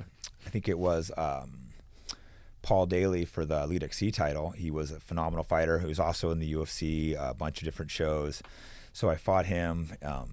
He was a really, really, really good striker. Decent grappler, but nowhere my level. So we were kind of like opposites, where he's one of the elite, multi-time world champion striker. So with him, he was really quick. So when I was first fighting him, his footwork was good. I was trying to read his angles. He didn't land anything clean on me, but when he would throw a punch, I could just feel the whiz of it. It's the most power I think I've ever seen. Didn't land clean, but you're just like, whoa, the speed and the technicality of it. Hit me with a couple of jabs. I'm like, okay, I don't want to hit hard this guy. So if that would have hit, do you think that would have took you down? If it landed perfectly clean, probably. But I was able to kind of deflect him and not let it land clean. I remember that in boxing. I remember that sound, that Yeah, it was like And it was you just know so if it much was- so much speed. There's different types of power. You know what I mean? There's the thudding power, and this is just a whoop whoop. It's like just you're just like, whoa, this guy is throwing them. My Golden Gloves in New York, I had a guy that was bigger. He was just better than me. Mm-hmm. And I remember multiple times, I mean, this close. And I just remember that. And I was just, even during with the adrenaline, I was like, oh, shit. Yeah. But yeah, no, Paul Daly ended up taking him down and tapping him in an arm bar. I think it was the beginning of the second round. So it was a fairly not easy fight because it's still scary, a guy, but fairly easy considering, such a dangerous guy to go out there without really taking any hard shots. And so that was a good, exciting win. And then what was so that one you got him because, he was more for more of a boxing. His striker. weakness was your strength. And Yeah. you got to your strength. Yeah, my next title fight was Robbie Lawler, who is also a UFC champ. He's a phenomenal, and he's good everywhere, wrestling and striking. His biggest weakness is his submission defense. So knowing that's my strength, but getting him there is not easy. He's really hard to take down. So I had to be strategic, So he went in. He's a good striker, so I worked a lot of striking, ton of conditioning, a lot of sprints. So I was in great shape. So I knew I could keep shooting if I need to. But I knew he was hard to shoot on. So I was thinking maybe some kind of jumping submission with him. So I went, struck with him for a couple minutes. I was actually out striking him, but I knew he had so much power. So even though I was outlanding him, I figured I was probably good to try to get this. So I got a clinch and just managed to do like a jumping guillotine choke, which is extremely rare, but put him out and tapped him with that and won that fight. And what is that? What's the guillotine is like when you're over the head and choke, but people rarely do them from their feet. I was able to like jump over his head and then like leap into it. And now, what risk does that put you in with him? So as you're jumping he and could potentially try to slam me hard on it, and that could hurt. Or he could go down. If he escapes the guillotine, then he's on top of my guard, and he can start punching me. So that's a risky move. It's risky, but I have confidence in that move. I've tapped a couple guys in fights with that jumping guillotine. That's a move I'm really good at, and I think there's occasionally if I miss it and land on bottom, I'm able to usually scramble back up and get on top of it and not stay there and let him slip the head out. Now, coming up on his fight, had you practiced that move a lot in case you had needed it or in the past? Okay, so I think I tapped a guy not a couple fights before that with it. It's something I've been practicing, something I had watched, and I knew you never know sure what's gonna happen in a fight, but it was something I thought I might be able to catch him in. You kind of get ideas of what you want. You can't be too stuck on this is what I'm gonna finish the guy with, because if it doesn't go your way, then you're gonna panic out there. But you have to be like, okay, this is kind of the patterns I'm gonna try. I think I can get him with this move. I think I can take him down with this takedown. So I kind of had that planned out. Because you got to remember too, he's watching your tape, so he knows what you're good at too. So that's the problem. These guys are studying you too. Yeah. So the more tape you get, the more guys can study you and figure you out. But you had practice, so you knew if you maybe messed up on that a little bit, through your training, you knew. Yeah. If you got caught up. I was okay. Robbie Lawler, I didn't want to be underneath him because he had huge power. He could maybe knock you out from guard. The clips from you. Yeah, but I also knew my jiu-jitsu was way better than him. So Yeah. I was pretty sure if I went down, if I didn't get the finish, I would at least be able to turn it into a sweep and get on top. That was great. That's what I was hoping at least. You have to just go out there and react. You can't overthink things too when you're out there. You got to go out and see what they give you and just take it, And again, that's the strategy. That's how you got him submitted. Shit. And then what was the next one after? That was Dan Henderson up at what I mostly fought at 170s. I was 185. Actually, Robbie Lawler was 85 too, even though I was mostly a 70 pounder. There was just because I was fighting at Strikeforce at the time instead of UFC, and Strikeforce was the number one competitor for the UFC bottom, and they had a bunch of big stars at 185, but not at 170. So I'm like, I would rather, I was getting paid the same amount of money, but I wanted to fight stars. I was like, I want to fight these guys were UFC stars, so I wanted to prove that I was one of the best in the world. So I moved up to 85s to fight Lawler. So I was doing a lot of weightlifting, but it's hard to take time to put weight on. So the Henderson fight had a little more time. I was doing heavy lifting, trying to bulk up as much as I could to 85s. Did it slow you down at all? Not really, because I was still small for 85s. I think I went in there about 197, which is really small. Henderson probably came in at 215 or something. And then the next one went to the judges, right? Henderson went that to one, the judges. all That three. one was that fight did not go as I had planned the first round. I had Henderson has this huge overhand right that he knocks everyone out with, and he's a good wrestler. So I was thinking, okay, cover the overhand right and then take him down. Instead, I walked out and just walked right into that huge overhand right. First 15 seconds, just got floored. I was just like, damn. But like you said, you have to be able to adapt to what you're not expecting. So at that point, I just kept moving. I could kind of see like doubles for a second, but I'm thinking, okay, the ref's not going to stop it if I keep moving. Luckily, it was Big John McCarthy reffing, good ref. So, I get to my feet, I'm moving. Then he comes in, hits me an uppercut, drops me a second time. So that's really not good because, I start getting scared like, oh shit, the ref's going to stop it. So I think I somehow managed to get a clinch, got up for a second, got to my feet, started striking with him, started doing a little better. By the end of the round, I started, stopped seeing double. I started going, it was starting to even, the fight was starting to even out. Then the round ended. Between rounds, I was able to adjust. How do you clear up so quick? I guess it's just the training. Yeah, the head. You're such good shape that you're able to.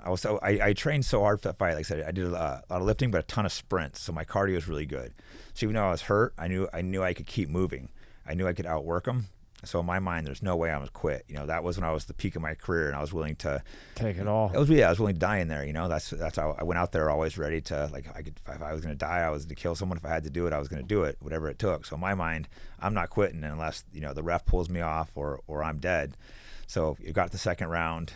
My corner, I go, oh, what happened? Did I trip or get knocked down? My corner's like, oh, don't worry, you just tripped, you're fine. So I'm like, okay, he can't drop me. Those shots, So I went in there after that confident and started, he's a big time Olympic wrestler and he's bigger than me. I wasn't supposed to be able to take him down. Went out there and, took him down after that. Took him down repeatedly over and over, mounted him, and just completely dominated the rest of the fight. Ended up going to the decision, but a dominant win. Congratulations. Now, in like in boxing, there's a lot of, the judges. Mm-hmm. Everybody talks about the judges. Is there a lot of that in the UFC? Like bad judges? Yeah. There's a little bit of it. I don't think it's as bad as boxing, but they're not. Boxing, sometimes you go, did they watch the same fight I just watched? That definitely does happen in the UFC. It does? 100% happens. I would say maybe a little less than boxing. I think the problem is these judges, they'll get like just random people that are like friends of the commissioner. It'll be like someone's grandma, which I'm sure she's a nice lady, but like I don't want my grandma judging my fight. Yeah, is that what it is? Yeah, they'll just have like these not saying it's just old ladies, but they just have like completely random people that don't know. Some of these people don't know anything about fighting. They don't have people from martial arts backgrounds. They'll just grab some random person. Some of the judges are great, so I'm just, I'm not being critical of all the judges, but some of them are just random people that know very little about fighting. They shouldn't be there, but I think they're just getting paid, and it's a good little vacation. So like, oh, sure, I'll be a judge. That's great. Mm-hmm. And then what was the fight after that one? After that, I decided to, even though, Strikeforce was huge. They're paying extremely well, but the UFC always had a little more hype, so I decided to switch to the UFC. The main reason I wanted to fight Georges St-Pierre, who in my opinion was probably the greatest fighter of all time, not just my weight class, of like period. I was doing it to do the best. Like I said, I was making really good money in Strikeforce, and I could have stayed there, but I feel like I already cleaned out the division. I just beat Robbie Lawler and Henderson. Those were the two big stars there. So I'm like, who else was there? Yeah, I could have stayed for. I mean, there was still good guys. There was like, I think Tyrone Woodley was there at that time. Luke Rockhold. But Luke Rockhold was in there? Yeah. But Luke Rockhold was a friend of mine. Tyrone Woodley wasn't the biggest name. I ended up beating him too. He became a UFC champ, but he wasn't a big star at the time, so it didn't make any sense to fight him. So I switched to the UFC and fought for the number one contendership versus Martin Kampmann, and that's a tough fight. I ended up winning the fight. I don't think it was one of my best fights because I had a huge weight cut. Because like I said, I had bulked up to I had lifted, bulked it up to 85s, but then GSP's at 70s. So I wanted to drop down and fight GSP because, in my opinion, he was the top. He was the great guy. So they wanted to give him one fight first. So I had a brutal weight cut. But even with a brutal weight cut, I was just like I said, I was so determined, so mentally tough. I was able to come through and win that fight. So much drive, man! Congratulations. Yeah, if people would put that drive into any job, anything. You can accomplish anything. Yeah, you're gonna be successful. I think if you work that hard at anything. I think the way I was working for fighting, whatever I put my time into, I would have been successful because I was obsessed with it and I was determined to become a champ. So you're going to when you're that obsessed. But bouncing up that 15 pounds like that, I don't think people. Maybe for you it was easy, but it was tough. That's tough shit. It was tough getting that weight down again because I'd been lifting for I had a couple fights at 85, so I'd been lifting for a year, and then oh, now you're back at 70. And it's not like it's fat; it was muscle I had to take off. So I was trying to run it off. It just wasn't coming. I ended up taking I had to take your ass off. I had to take 22 pounds off in 18 hours or something, and I was just so dehydrated. My muscles were seizing up. It was, and you feel horrible. Yeah. Any of those diuretics, whether they're from Whole Foods or whatever. I had to take a couple when I was younger when I boxed, and man, you feel like or me personally, I felt terrible, weak, drained. Oh yeah, you feel like headache. you're gonna die at the weigh-ins. Feel like you're gonna die. Yeah, and people have died cutting weight. That's the terrible reality of it. It's brutal. You're dehydrating yourself. You're literally dehydrating yourself close to death.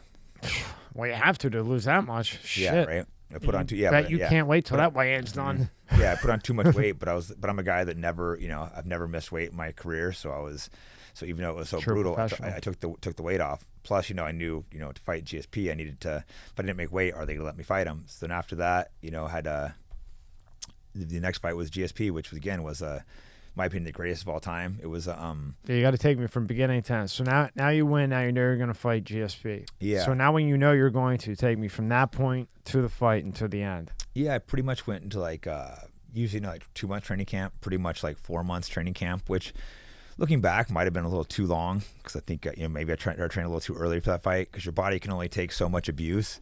So it was like. Like I said, I train year round, but it's 4 months of constantly sparring, hitting like pads, hardcore, running. Hardcore. So yeah, if I would do it again, I think I actually would have maybe done a little bit less. But I was just excited for that fight, and then went in there and he's a phenomenal fighter. Like I said, I think he's the greatest to do it. It was a close fight. He ended up beating me, but I think the way it was scored, he won the first 3 rounds, I won the last 2. But it was I did a little bit.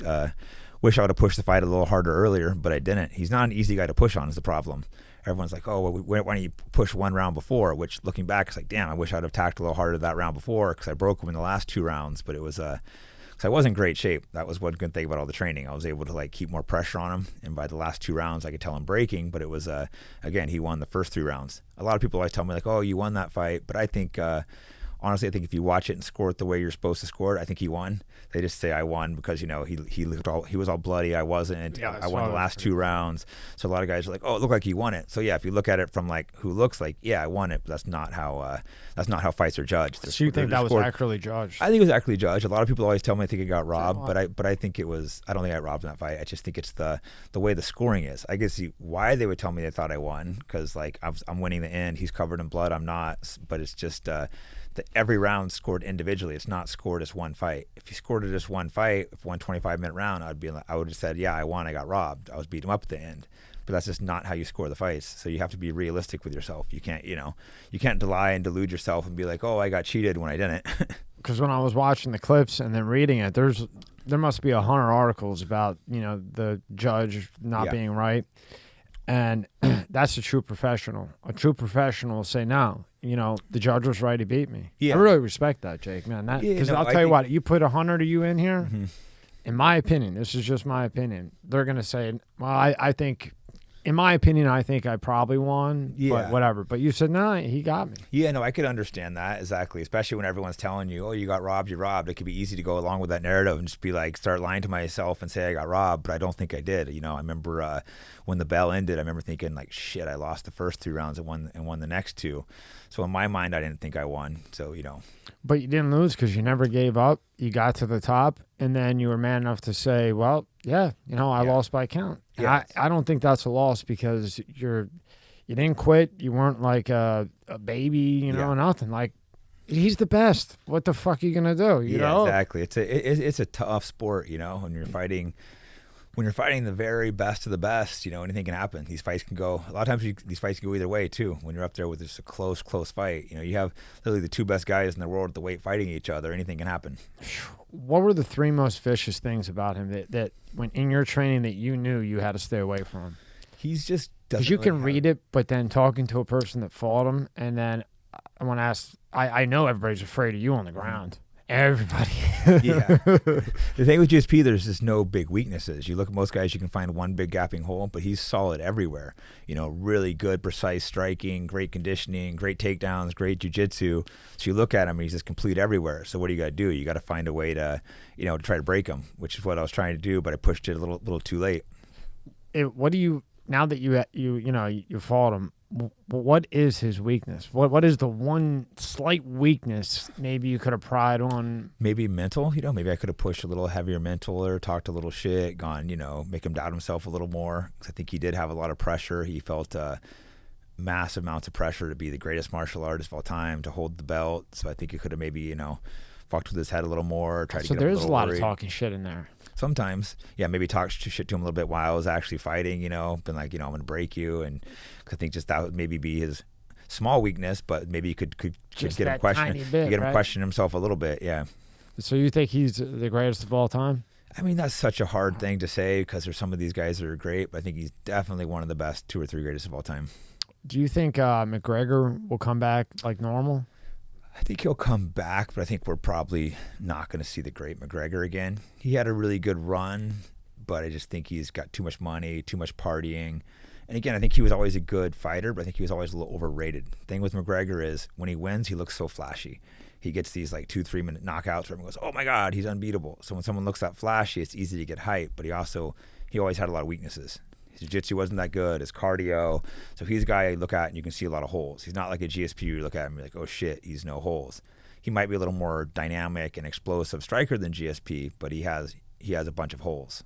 Yeah, McGregor's just a killer marketer. He's great marketing. I mean, great fighter, but yeah, he's really a great, exactly. great I'm not marketer. saying, I'm definitely not saying he's not a great fighter, but he's also is better at marketing and he's flashy fighting style. So I think he's one of those guys. It's great he got the sport bigger, but I don't think he was as good as a lot of people thought. He's not going to go down as considered one of the greatest to ever do it. Honestly, he got me watching it. But he did. I turned it on. Did bring a lot of people in. Exactly. I probably wouldn't have watched it if he didn't come in because I was like, "Who is this McGregor that everybody's talking? This wild McGregor, Yeah, he brought new fans in, so that's why I have no. For that alone, that's great for the sport. And he made my good friend Nate Diaz a shitload of money. I know. What was in McGregor's prime? And there's nothing. Everybody has weaknesses. Yeah. What was 1 or 2 of his biggest weaknesses that you saw that a guy like me or just somebody that enjoys watching, trying to figure it out that or that you see as a fucking champion, multi-time champion? Just his grappling is not phenomenal. His striking is top notch, no doubt about that. But his takedown defense isn't that good. His jiu-jitsu is not that good, and that's a big hole when you're in the sport of MMA. So, like I said, even though he's extremely good, he had just too big of a hole to be considered one of the greatest of my time. And also, on top of that, I'd say he's got a little bit of cardio and mental weakness issues. I know I was in the corner for both Nate Diaz's fight with him, and in that second round, I could see Conor break. I could feel the energy, and that's what I'm just. I'm in the corner just talking shit because Conor pissed me off before. I don't know if it was good corner work or bad corner work, but I'm just going like, oh look, you're done, Conor. I can see you're about to quit. I started calling it right before he quit, and then that's when he took that shot. And that was really his way of quitting, I think. He was getting beat. Nate was starting to light him up with the boxing, and he's like, oh, man, it's going to be embarrassing if Nate knocks me out. So instead, I'm going to let him tap me out. Better than getting knocked out, right? That would hurt his endorsements. Exactly, because he was so I'm the best striker, and Nate was starting to beat him up on their feet, and that's when he went for the takedown and let Nate choke him out. I think I watched a lot of Jim Jones. I think he's up there, too. He's really good, yeah. What's his weakness? He's got power, man. Yeah. Jones' weakness is partying. He's just he can get a little sloppy. He can get content.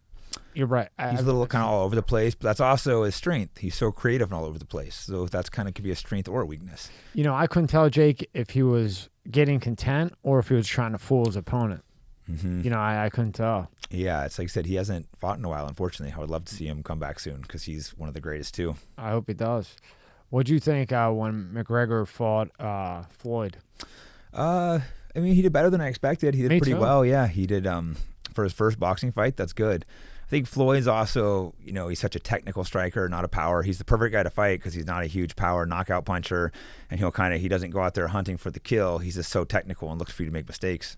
Yeah, I think Tyson's my favorite, and I think he's the best in my opinion. Because I wasn't around for Ali. I mean, I've watched Ali. I mean, a couple of them Ali fights, some of them, but Tyson for our age. I mean, who's better than Tyson? No, Tyson. But defensively, I don't know who's better than Floyd. Yeah, defensively, he's possibly the greatest boxer of all time. No one can hit him. Nobody can hit him. And now, now he takes these dumb fights. But he took the only time I've ever seen him really get hit. Who was that hit him?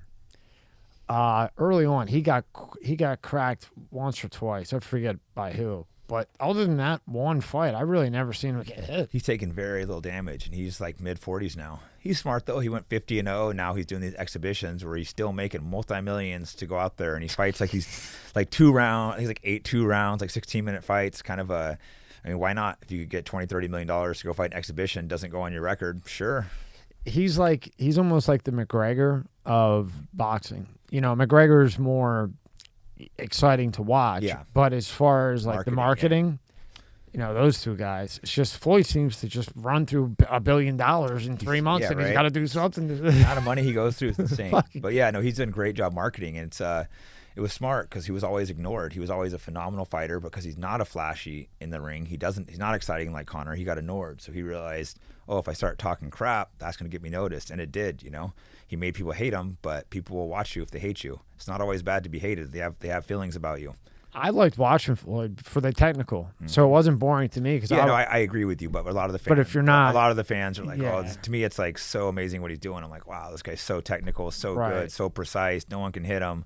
For guys like us, it's great, but guys that don't understand the sport, they're like, oh, this is crap. Yeah, if you've never boxed or MMA, UFC, or really watched it, study the technical part, but they're boring as sin. Yeah. But if the technical and you watch just how he doesn't get hit, and you think he's a dummy, that's the thing. You think Floyd's this big dummy on his airplane, blowing money left and right. Then he gets in that ring, and his IQ goes up to Elon Musk IQ. Yeah. Well, I think even when he's out, marketing, talking shit out the club, I don't think he's out drinking. I think he's getting up, he's running, he's lifting weights, he's hitting pads. I think he's always, I don't know if he still is, but he's older, but I heard he always stayed in shape year round. He would always hit the pads. He's always sparring. He kept himself in shape. So he'd be out, but he wasn't out drinking, doing drugs. He was out. He was always staying focused in between. And his father was up his ass too for a while there. Yeah. Yeah, no, I think his father was really on him. I don't think his father really. I think he said didn't let him eat candy, didn't let him do anything. He'd get up and he would box. He'd get up and box, and that's it. And look who he is today, right? Yeah, exactly. You could be bitter about it, but look what it created him. Maybe his father was mean, but look what a great fighter he made. And how did you think about how Dana White helped that when the COVID happened and he kept everything going? How cool was that? You guys only stopped for a month, maybe? Yeah, I thought it was great. And Dana tried never stopping. Actually, he tried continuing it. So they had a fight. They tried going right during the peak when everything was closed. And he tried taking it. He was going to go to an Indian reservation in California, but Gavin Newsom went and called the head of Disney and had him canceled, which to me seems kind of not respecting the Indians. It's supposed to be their own sovereign land, but Gavin Newsom seemed to think it was his land, even though it's not. To me, that was really weird. I'm surprised he didn't get any, I guess because it was peak COVID, so everyone went along with it. But what, you're not respecting, we have treaties where that's not California land. That's considered as international. I don't know how it works, but the tribe owns that land. So yeah, they have their own cops. Yeah, so Dana went to go do something there. California has no jurisdiction on their land, so he technically couldn't pull it. What he did, he called the head of Disney and got them to fucking call Dana and pull it. I'm like, what a weasel, not respecting. You see, you talk about all this, we care about these people, but you're not respecting the treaties we have with them. And then he came here to Florida, right? That's where he ultimately ended up moving it. Yeah, they did. They started doing them in Vegas too at their office. They're still doing a lot there. It's great for me living in Vegas. They pump them out almost every week in Vegas now. So they have them. I think they realize they don't need to travel every show. They do half of them there because they did them all for a while with no crowd. They're just pumping them out, and they were the first sport by a long time to keep going again. And I think it really helped blow up the UFC. I think the UFC got bigger during COVID because everyone realized, Dana's anti-woke too. People are sick of getting politics shoved down their throat during sports. Dana never went with that. He kept it going, and people respected that. Same thing with that no crowd though. Isn't that? I would imagine for the fighter or the NBA tried to do it and you got the fake people on TV. I don't know if you ever saw that. If you click by that was so weird. And you see the fake faces in the stadium. So weird. The cardboard cutouts. Yeah, the cardboard cutouts. Yeah. I was like, what the fuck? But as a fighter or a player, when you hit that shot and nobody's going, or you get that hit in and nobody, where's the adrenaline come from? Oh yeah, it's definitely not ideal. But it's better than not fighting. Under the circumstances. All the fighters wanted a crowd. They were super.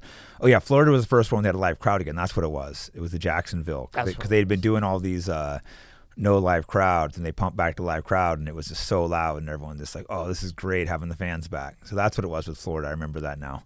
I wasn't at that one, but I remember everyone you could just hear the crowd going crazy. Yeah, it was super loud. Right, because DeSantis said, "Okay, come on down, have a good time." Thank God for Florida. You guys, it made it hard for other states to keep us locked up when they're looking at Florida and they're like, "Well, we're having the exact same death rate, COVID rates as Florida, and we're locked down."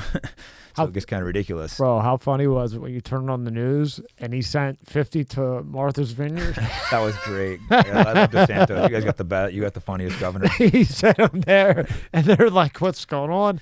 And then the neighbors come out and they're like, "They need to do something. This is not fair to Texas." No. You know, they're even saying it. You know. Yeah, no, it was kind of funny though because they went down, they acted like they helped, they fed them, but then they deported them within like 12 hours. Like, they're welcome in America, just not in Martha's Vineyard. We can't put them up here. Hey, like, how do you think other towns feel? You're a sanctuary state, right? Yeah. They deported them out to a military base within 12 hours. I was dying laughing. He exposed their hypocrisy. Yep.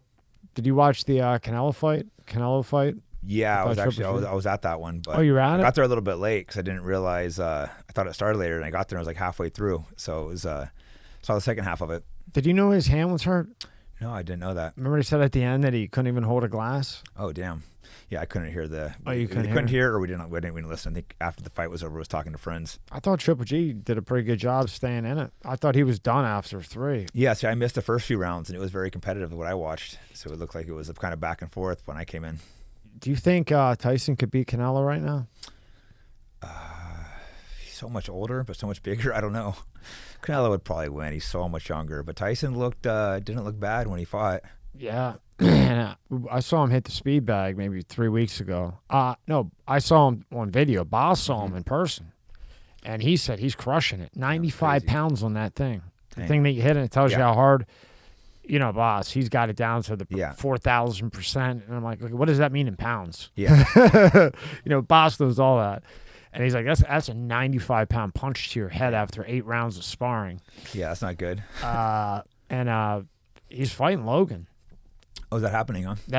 It's happening next year. Interesting. I don't know. I mean, I know he's going to get a lot of money, but I don't, no disrespect to Logan, but if Mike Tyson comes in at you with a 95-pound punch right now. It's a weird fight, but I guess it's about money, you know, and it'll sell. I heard through the grapevine he wants Tyson Fury. Mike Tyson wants Tyson Fury. Jesus. Well, let's see how he looks on this one. Yeah, let's see how he gets before he fights like a top fighter in their prime. Yeah, because I mean he's sparring great, he's hitting great. Let's see what he does with Logan. And not saying he doesn't deserve it, but he needs to get through another fight before he calls that one out. Yeah. If he levels Logan, then screw it and let's do it. Let's see what happens. But I need to see him fight before I'd say that one's okay. Yeah. Can you imagine how much money that would make? Yeah, he's both of them. So much money. Yeah, even though I'm like, he's probably too old, I'd still buy it. I mean, I'm not gonna not watch it. Yeah. And and speaking to that Indian reservation thing, look what they did to the Washington Redskins.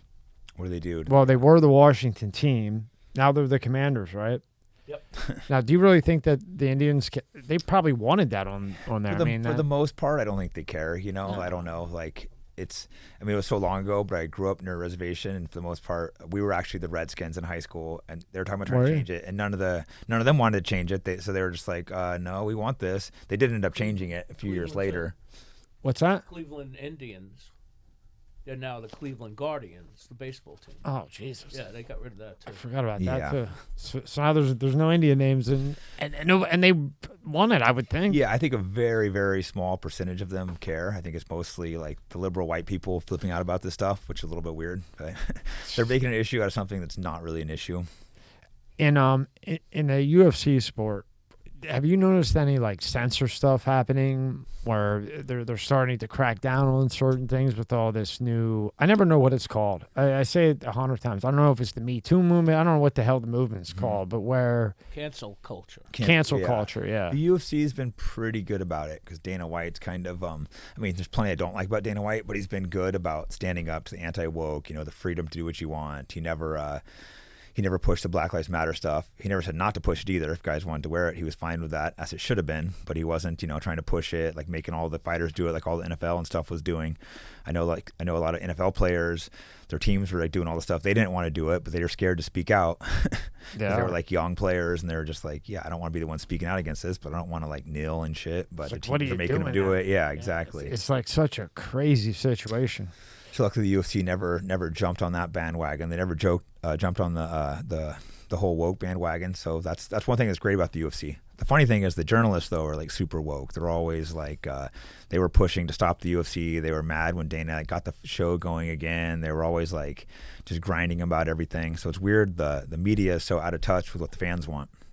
And the journalists have become so corrupt because a lot of the friends that I made from coming in from this, like I know them. Like I'll talk to them, text them, but just regularly as not friends, but like acquaintances, like whatever, like like cool, what I mean? Exactly. You hang out with someone, you end up becoming friends or acquaintances. Yeah, and it's like somebody will interview you for like a newspaper article, and like we've talked for 2-3 hours, whatever. So I kind of know you. We text, I kind of know you. Yeah. And then what I'll read. I'm like, there's no way Jake said that. They'll take something out of context. They take a little clip, or they'll say something. There'll be like an article saying, "Oh, conspiracy theory this," but they won't like actually take what I said, and they won't break down like the argument I'm making. They'll just say, "Oh, I'm crazy," says this. It's like, well, you're not even addressing the argument I made.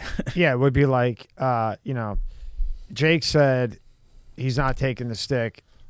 It's horrible. It will kill you. But you forgot that Jake said he's not taking it. He doesn't. It's fine if you take it. If you take it, it's fine. Just him personally. Don't tell me to take it. Yeah, don't tell me to take it. But they cut all that out. Anti-vaxxer. And then they make you look like the big, this anti-whatever shit. Yeah, the media has turned into such a joke. And they really did it to Rogan with that racist thing. Now, yeah. Now you're really going to, because he came out with the ivermectin and that whole thing and had the right doctors on, you're really going to go back 10 years and cut up clips.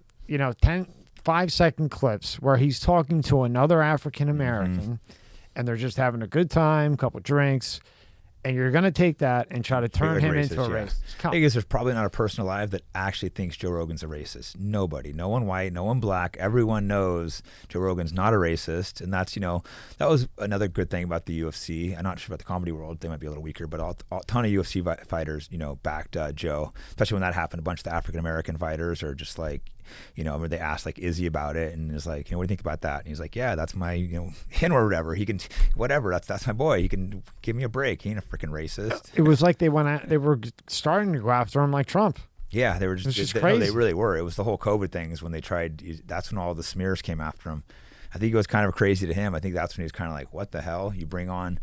I think that's when it was ivermectin. I think maybe it was when he brought on the Malone and Peter McCullough. I think so they really came after him. Right? Yeah, and then he was challenging the narrative. Yeah, he was. And then remember when they had the shortage of the monoclonal antibodies? Oh yeah, because he pushed those. And then he made a big stink about that because all of a sudden there's 3 million doses, and all of a sudden there's none. And that's when between Malone, McConnell, and the monoclonal antibodies, which is what works. Yeah, it seems to work. Yeah, it seems they just didn't really. Aaron Rodgers. Yeah. They didn't really care about people's health. They just cared about selling their drugs and marketing and maybe the lockdowns. It makes you realize like how evil these people are. What do you think? That's all just from the money? Because I think I read Pfizer and Moderna made more money that year than any year ever. Oh yeah, I mean these companies, especially it's funny. Pfizer, people's like trusting Pfizer. I think they paid like a $2.5 billion fraud lawsuit. They paid $10 billion for Oxy because remember they had first hydrocodone, and then they came out with that, and that was like a time released, and then the patent had ran out. So then they came back and said, whoa, we need another 10-year patent because now we can make it work fast. And they put the cotton in it, and then that cotton in with the whatever the chemical is in Oxycontin now, the two of them together. That made it more addictive? Made it more addictive. So then they would say, we need a 10 more year patent so nobody could take our shit. They come out with that. The doctors say, hey, the patients are still in pain. It's non-addictive. Give them more, more. Guys are dropping dead left and right. Addiction. Finally, they get nailed. They go into court, $10 billion and walk out. You or me? Who knows how much they made? Yeah, right. Fuck. We've been in prison for all the. If we sell the chair. Yeah. No, it is terrible. I mean, they've caused this huge opiate epidemic, which is, all over the U.S., 100,000 ODs a year now. San Francisco's been destroyed by it. I know it's pretty bad in here in Florida. This was the Oxy Express. Yeah, so it's fucking nuts, man. That's the thing. These same drug companies, everyone's like, oh, they would never lie and twist and hide data. And it's like, are you people crazy? These are the exact same companies that have already screwed us over multiple times. Of course they're going to lie. And Pfizer had that arthritis drug. Remember that one? That one was really bad. Do you remember that, Scott? They had come out with, vaguely do, but don't know the details in that one. yeah, it was really, really bad. And it was giving people strokes, like left and right. So as soon as they would stop it, like within 90 days, Oh wow, you get a stroke. they were having strokes. Some died, some didn't. Again, they let it go for a year and a half. Come on back in, Pfizer, with your $10 billion. They pay, but they just made $100 billion, so Right. $10 billion is nothing. And guess who wrote a lot of those papers was McConnell. Oh wow. That's why they fucking hate him. You know what I mean? Yeah. So crazy, you know? Yeah, it's a crazy industry. And then you have like, say, Pfizer. Pfizer's third-party studies are being done by Pfizer people. Exactly. So if it's bad, it just goes in the placebo. And they wanted to hide it for, we'll release the data in 75 years. And everyone's acting like I'm crazy for questioning it. I'm a crazy conspiracy theory to be like, wait, Pfizer's doing the data. They won't release the data.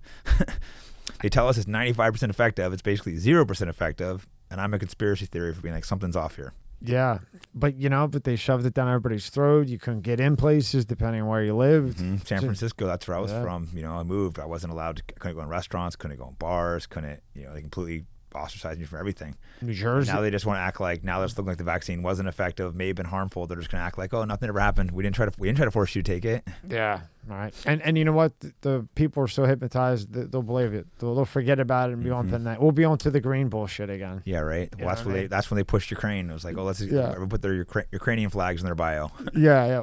We'll go back to green and fossil fuels while these other countries are taking our data and just getting stronger and stronger and stronger while we have timeout cards in the military. Yeah, I guess fighting over dumb shit. Yeah, our military seems to be getting ridiculous. When did you first meet Joe Rogan?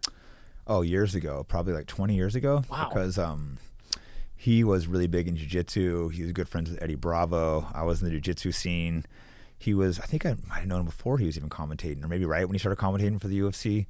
Because we were both California, and the jiu-jitsu scene was pretty small back then, so I'd see him all the time at tournaments. And oh, wow, so you knew him before podcast? Yeah, I know him well before his podcast. Wow. So we were never like good friends, but we were always like positive acquaintances. I'd always talk to him when I seen him. And remember, I was super excited when they got him to commentate the UFC because he was super knowledgeable, and the UFC was tiny back then. So I was like, oh, someone with a little bit of celebrity, because that's when he was on Fear Factor. Fear Factor, yeah. So he was kind of a, he was already kind of a celebrity back then. So it was great getting a celebrity to commentate. I think he does a great job.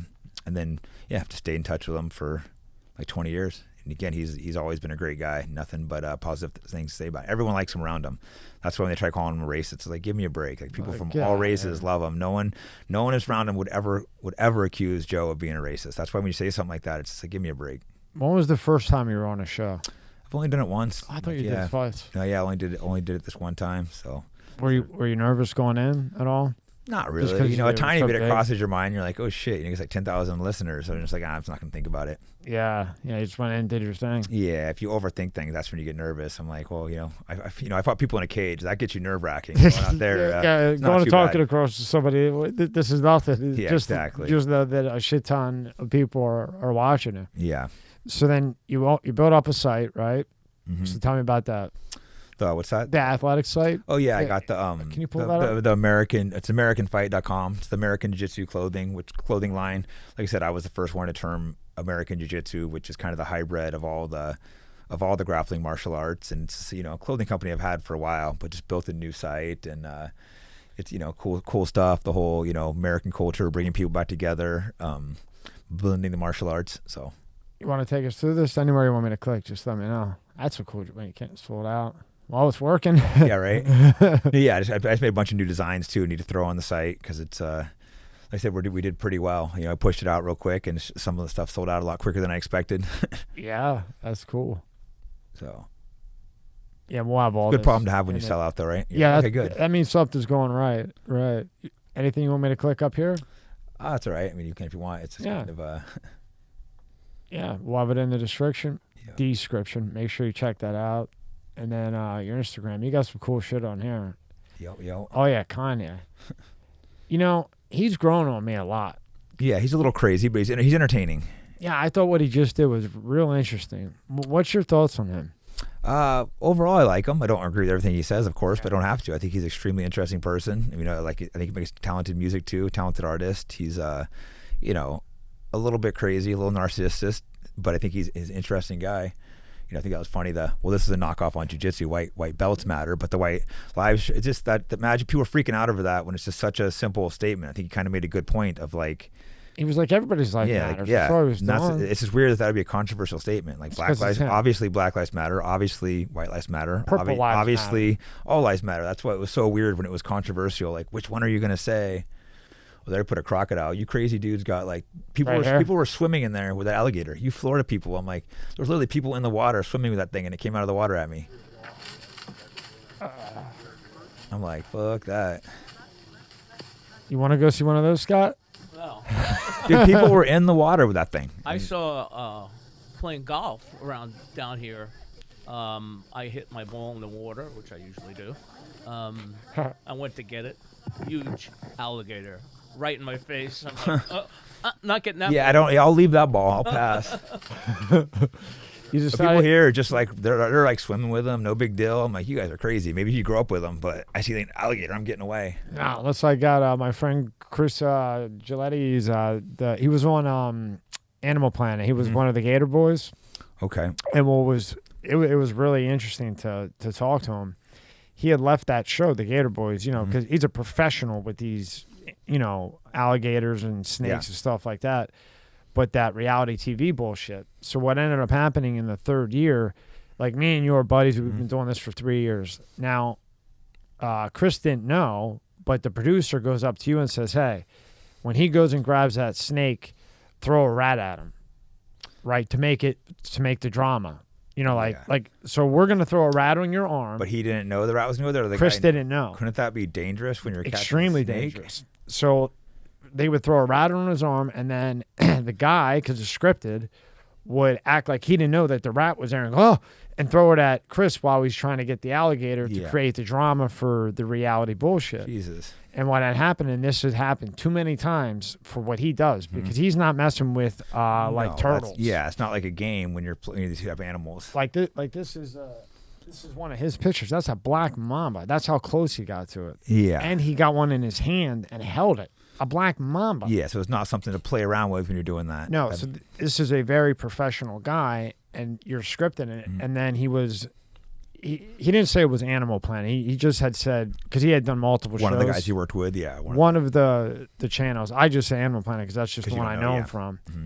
But he was on multiple, and he said all this reality shit is scripted, it's bullshit. Yeah. And a lot of it's not right, and some of it's dangerous. And if you notice, who in the Kardashians stays married? Oh, yeah. No, it seems like most reality shows. I get to turn on for a second. You can just tell they're acting, and bad actors. I'm like, how do people watch this shit and think it's real? It's just garbage. Jake, I sit there and I say, buddy, you're going to have an alimony payment real soon. Yeah. And if you got kids, you're going to have child support on top of that. This was a bad decision, pal. Yeah, right. If you see any ones here you want me to play, let me know or click on. There you got Lex. Oh, yeah. Hanging out with him at the ADCC in Vegas. He's an interesting guy. Yeah. I had my friend. There's Gordon. I don't know if I call it grappling. He's like the greatest grappler probably of all time. He's just on a crazy win streak. Like all submissions too. Goes and just taps everyone. How old is he? 27. So young, and he's already considered the greatest probably of all time. Multiple time world champion. Not only does he win, he goes out there and submits everyone, which is extremely hard to do. Bro, look at his forearms. Yeah, dude's jacked. Jeez Louise. Yeah, Lex has a lot of robots in his condo. Oh, yeah. I love him, Tommy Lee. Oh, yeah. I don't know him well. Just met him with Nate out there at his fight. Yeah, I don't know him either. I just think he's cool as shit. Yeah, Nate had that fight. Was that last week, 2 weeks ago, whenever that was, 3 weeks ago, something. Yeah. Ooh. So now, what would you call this? That is a guillotine choke right there, which is that's similar to the one I caught Robbie Lawler with, but it's on the ground. I did jumping in the air, and he doesn't have the arm, and I had the arm in too. So it's a similar, same move, but I did a different variation of it. So what would you call that? What would you call that there? That would be the submission. That's a high elbow guillotine choke. It sounds not too fun. Yeah.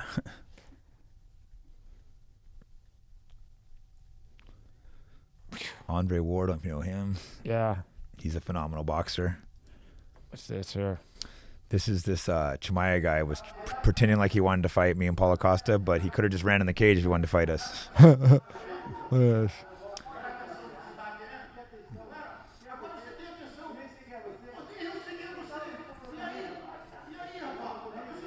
Is he trying to talk English? We were just, I think they're like both, because him or Paulo, neither one of them, English is their first language. We were there working out, and he runs in, starts being like, I want to fight you right now. And he was supposed to be fighting Nate Diaz that week. And we're like, what the hell is wrong with you? And I went and opened the cage for him, and he just walked off. So I'm like, all right, he's just all, here's down in Peru, the crazy rock work down there. How is Peru? Man, Peru is awesome. It's a beautiful country, nice people, great food, good architecture everywhere. I loved it. Wow. What's your favorite place that you've been? Man, I've or one of the favorite places. Yeah, I've traveled all over, so it's hard to say. You know, there's like Southeast Asia, like Vietnam, Thailand. Peru is really cool. Been to Brazil a bunch. Brazil gets a little dangerous though. It can be a little sketch. Yeah, I heard. How was Taiwan? I've always heard good things. I've never been to Taiwan. Or no, where else did you say? Been to Thailand, Vietnam. So I was looking at. Been to Bali. Bali's awesome too. Really? Yeah, that whole area, that whole region, everywhere I've been's been great. Clean. It's Bali, cleanish. Thailand can be dirty. Some places clean, others depends on where you go. Some of the cities can be like nasty and stuff, but then you can go out to the islands where it's like nice, quiet, peaceful. Peaceful, yeah. So you get both. And in these other countries, there's not a lot of ego, right? That's what I always hear, that, you know, a lot of professionals, like, they don't have like the ego like America has. Yeah, it's hard to say. You know, I think varies. Yeah, it's hard to say. People don't have egos everywhere. It's a human nature. I have gone and trained at some of those camps in Thailand. It's pretty awesome though. Here's a throwback. Randall, I love to see the push. All right, let's go. Jake runs right out for him. Right out. I think it's that bully beatdown show where it's like here in the hands. Got to get to him though. He's being hyper defensive. Jake gets a single leg, double leg, dumps him right to side control. Of course, the guy doesn't know what he's doing, so he gets mounted. Jefferson having a good time. Side of the cage, armbar coming up. Of course it is. Armbar, excellent job. Ooh, specific energy. So now right there, what you're this is like not like a real fight. It's like we're basically rough these bullies up, but right there I can't punch him when we grapple them. Then we come back and then we can they put the big gloves on, they get the headgear and stuff, then we get to beat them up. It was some reality show for MTV. Oh, okay. All right, so it was a show. Yeah. Yeah. So it was a fun little thing. Social what did he say? Social media made you all way too comfortable with disrespecting people and not getting punched in the face. I think it posted the day where he punched that guy in the face on the airplane. You see that when the dude was bugging him? And hey, look, he was patient. You know, he went back. That guy was such an idiot. And then he's lucky, because say Mike wasn't in the mood and he comes back and rails you, pal. Yeah, Tyson went he was more just checking him than anything, just letting him know, like, hey, get your dumb ass away from me. But it's like, buddy, you should probably go to get some mental health help as soon as you get back. Yeah, but I think that quote perfectly sums up the situation. He thinks it's just okay just to harass. You see Mike Tyson, and people that are so dumb and comfortable on social media, they think they can just sit there behind him and harass him and nothing's going to happen.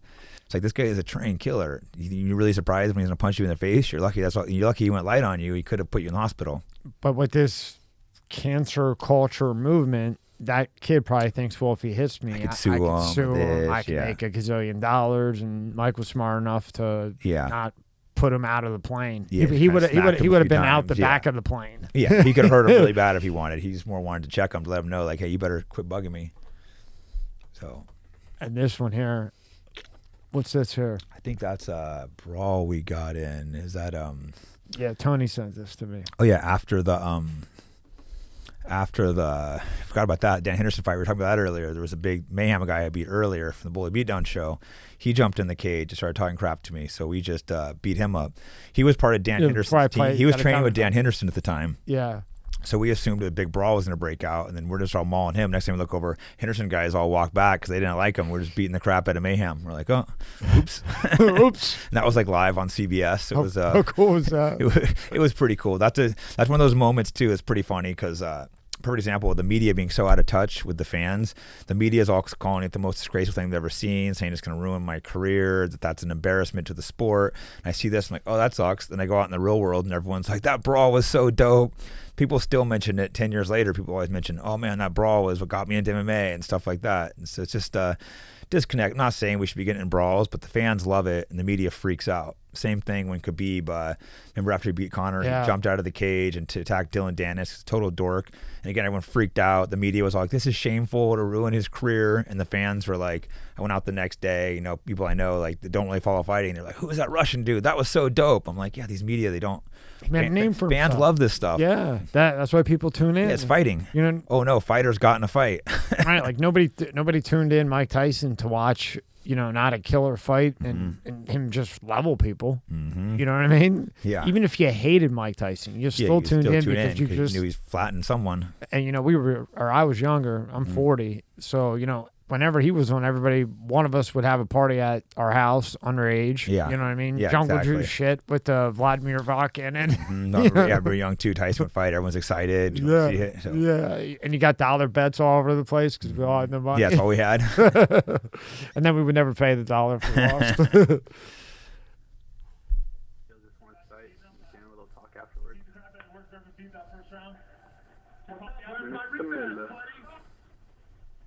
Wow, there's a lot of people there. Yeah, that was. That video guy's got balls getting in the middle there. Don't want to miss it, right? You got to do your job. Yeah, be careful, pal.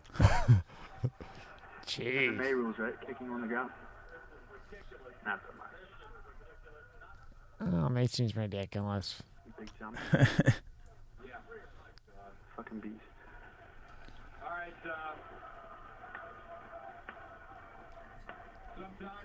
Wow, that's a mess, huh? Yeah, it was. It was a little bit of a mess, but I mean, like I said, we're fighters. Wasn't a big deal. I don't think CBS was too happy though.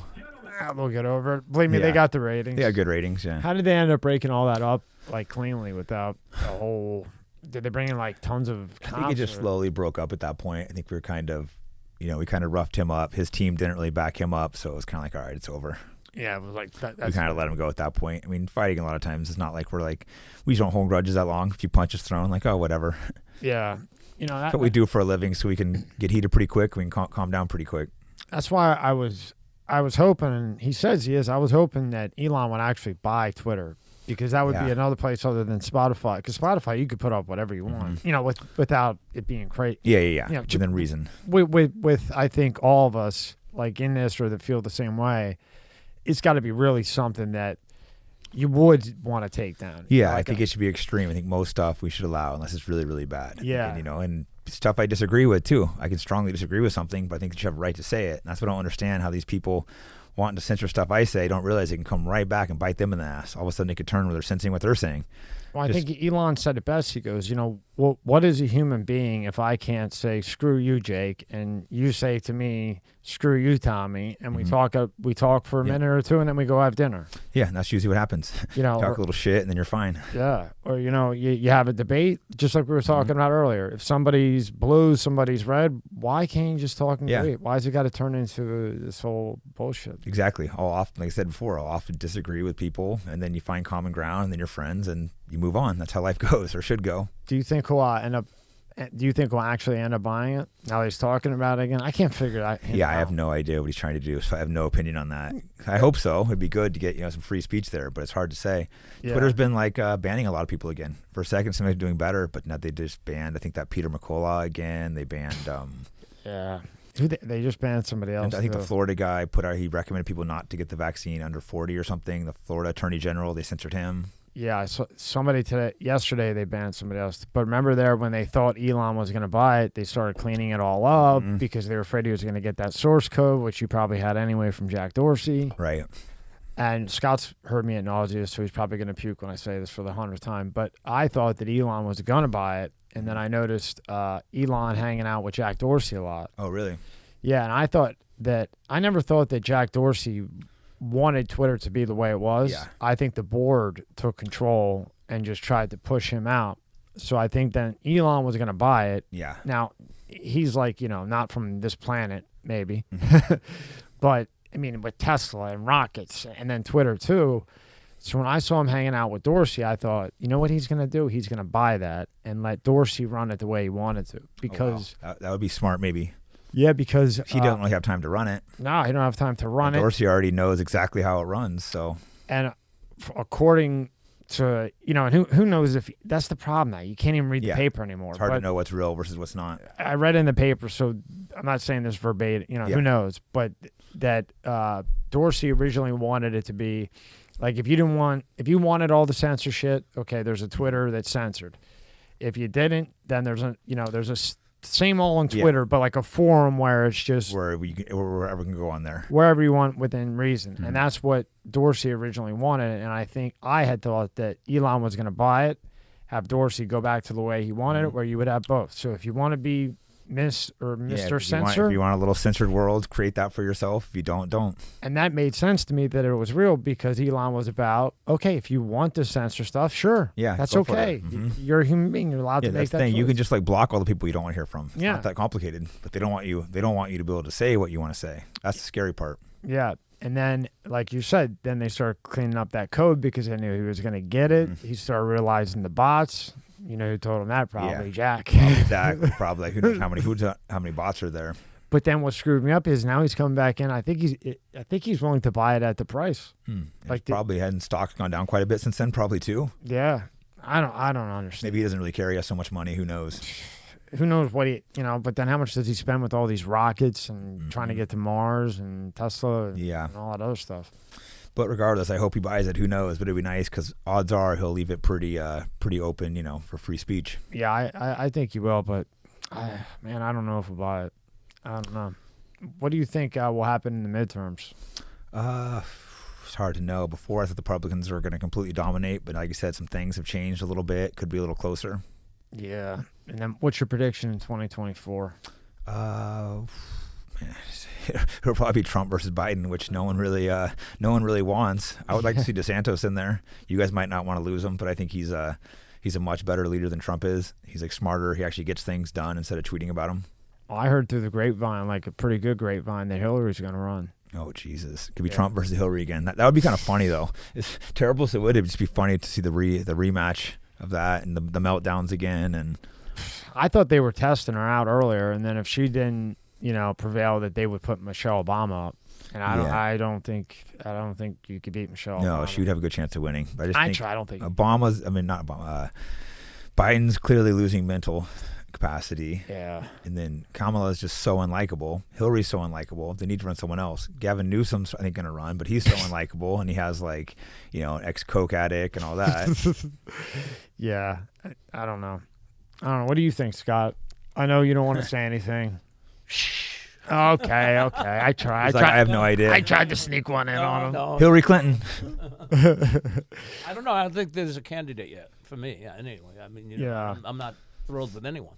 Yeah. Yeah, I think we need some new candidates. Yeah, maybe somebody will pop. Do we really need the same people over again? Yeah, that's probably what we're gonna get. Yeah, for the 100 millionth time. So what do you have going on? Well, what's next? You got the company and you're selling out and stuff. So what do you got coming up? I mean, new stuff going on there. Flying back to Vegas today. I got a bunch of fighters. Fights coming up that I'm training. Helping the management in. Doing a bunch of different stuff. I like to stay busy. Came out here to do a couple seminars. I like to stay busy and do a lot of different stuff. I mean, happier when I'm working versus not.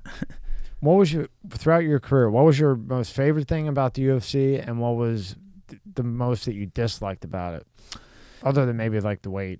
The UFC or just fighting in general, or both? I mean, you are a 5-time champion. Yeah, I mean, get all the questions. Yeah, fighting is tough because it's you completely love the sport and you completely hate the sport. I think anyone that fought can understand there's just such high highs and such low lows. It's just the I enjoy the training, I enjoy the winning the fights, but the shitty part is the cutting the weight is brutal. If I lost a fight or if a friend lose, you get so close to people that are fighting too. If they lose a fight, it can hurt like you lost. So when you see someone that's put their all in and they go out there and lose a fight, I mean that hurts. Or if you lose one, it even hurts even more. The politics of it, dealing with managers, sponsors, that can be difficult. But overall, definitely more of an upside. I love the sport. I was passionate about it. Always learning, trying to be a martial artist, trying to learn new things. The friendships you make, it's like a brotherhood. I have friends all over the world that I can go to any country. People will take me out, show me around. Lost these fighters, I might have never met them, but it's like your friends. You can hit them up, DM them. Next thing you know, they're inviting you out, and it's like you've known the guy forever because you're in the same industry and you feel like you know each other.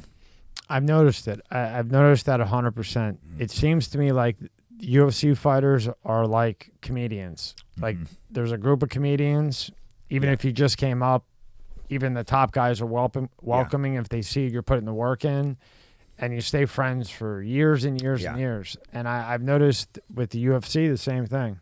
But you don't see that with like boxing and other boxers sports. are a little colder. You go to boxing gym, they want to fight. But me, I got friends all over the world, and I could easily, guys I don't know, I can hit up and know they'll, show me around and help me out and give me advice. It's just it's definitely a great brotherhood. You have that in jiu-jitsu a little bit too, which is good. So Jiu-jitsu's popping off. That got huge. yeah, it's gotten massive. I only had heard about it like a lot in the last 9 months, and now I hear about it constantly.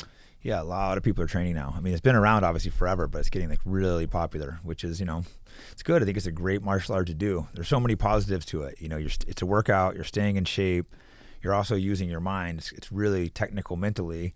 And if you're at a good gym, you'll make friends there. You're around people. It's a social outlet. There's just so many positives. If you're at the right gym, there's so many positives with the jiu-jitsu versus negatives. So it's something that, everyone should do. I got 2 more things because I don't want to kill you, and I want to make sure you come back. Can you please break down for me? Because I want to hear it from you. Okay, so we have MMA and UFC. Yeah. Am I right that MMA is MMA and that is basically the same thing? It's just UFC is they're popular more. They're the brand. They've done a great job branding it. So a lot of times it'll be some of the best fighters outside the UFC, sometimes making even more money, but the UFC has done a good job branding. So there's guys I know sometimes they'll take a pay cut to go to the UFC, which it sucks it's that way, but they get sick of people being like, oh, you're going to make it to the UFC. Like I have my guys fighting in Bellator are making more money than the guys fighting in UFC. So they do such a good job branding that they can pay their fighters less.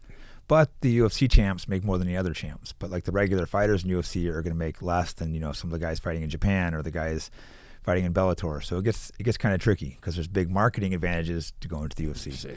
That's why I finally took a pay cut to go to the UFC. I wanted to fight GSP, and I'm like, well, marketing wise, I was multi-time Strikeforce champ in those shows, but it doesn't hold the same marketing value. Even though I was beating like UFC champs, they could beat 5 UFC champs outside the UFC, but. I forget who told me, but he was a fighter, not as good as you. I forget who told me, but he had said that there's a lot of guys in MMA that he thought would beat most of the champs in the UFC. I would say there's maybe a few. I think a lot of the best guys end up going to UFC at some point. Not always though. Like sometimes these guys have their best runs before they switch to the UFC and they're not in their prime anymore. But as a whole, I would say at the moment, UFC probably has the majority of the best fighters. They've signed a lot more fighters than they used to. There's been time periods where it's not necessarily the case, like it used to be Pride in Japan. Yeah, he was really done. So maybe he was referring to. So the Pride in Japan was there. The UFC it was very debatable which was better. When Strikeforce when I was there, it was also very debatable who had the better fighters. At the moment, I would say UFC probably has the best fighters. Doesn't mean there's not a few fighters outside the UFC that might could win the title, but for the most part. Because Bellator has a lot of good fighters, but at the moment it's not. The Pride and Strikeforce were really stacked up, where it started being like, no, they're comparable. But in both those situations, what the UFC did? They bought the organization and killed it, because it started to be like, oh, we have an organization paying us more. The fans are starting to be like, oh, maybe we got better fighters in this organization. They're starting to get tons of viewership, so the UFC would make them a big money offer, buy it out, and kill the organization. Okay, so I understand those two. Then you have karate. And then you have jiu-jitsu, right? Yeah. And then you have wrestling, which we already figured that out. Yeah. So if I take karate, jiu-jitsu, UFC, MMA, let's say same thing, wrestling, which we already went through with the grappling, how do they all fit into one? Because to me, it seems like karate was strikes.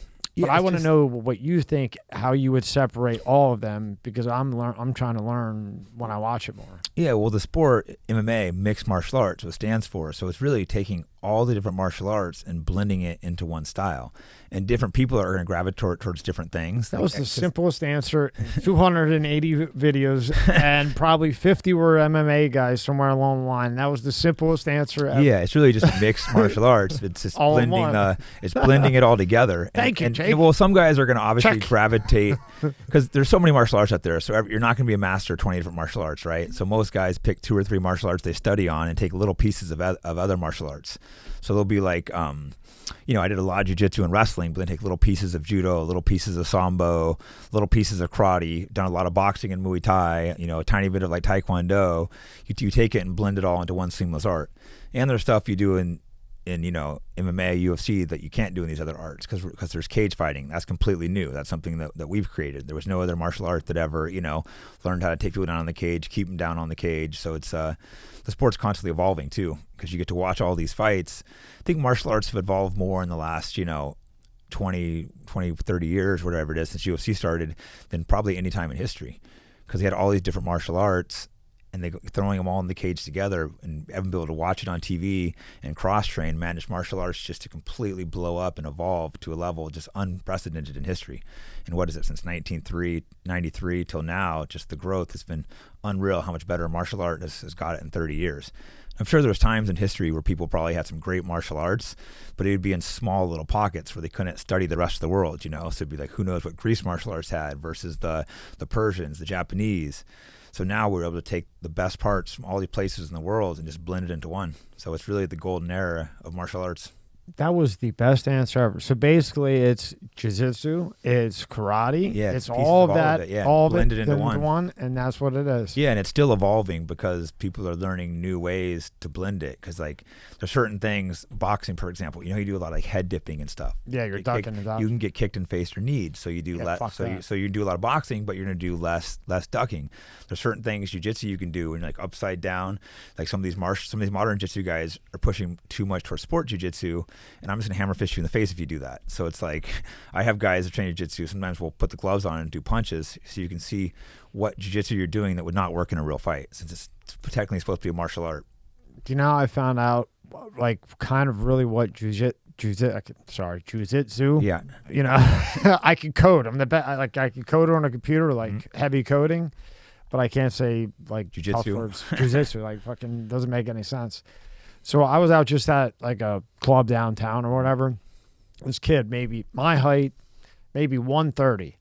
I don't know what happened with his girl or something, but he manhandled 5 of the security guards. Damn.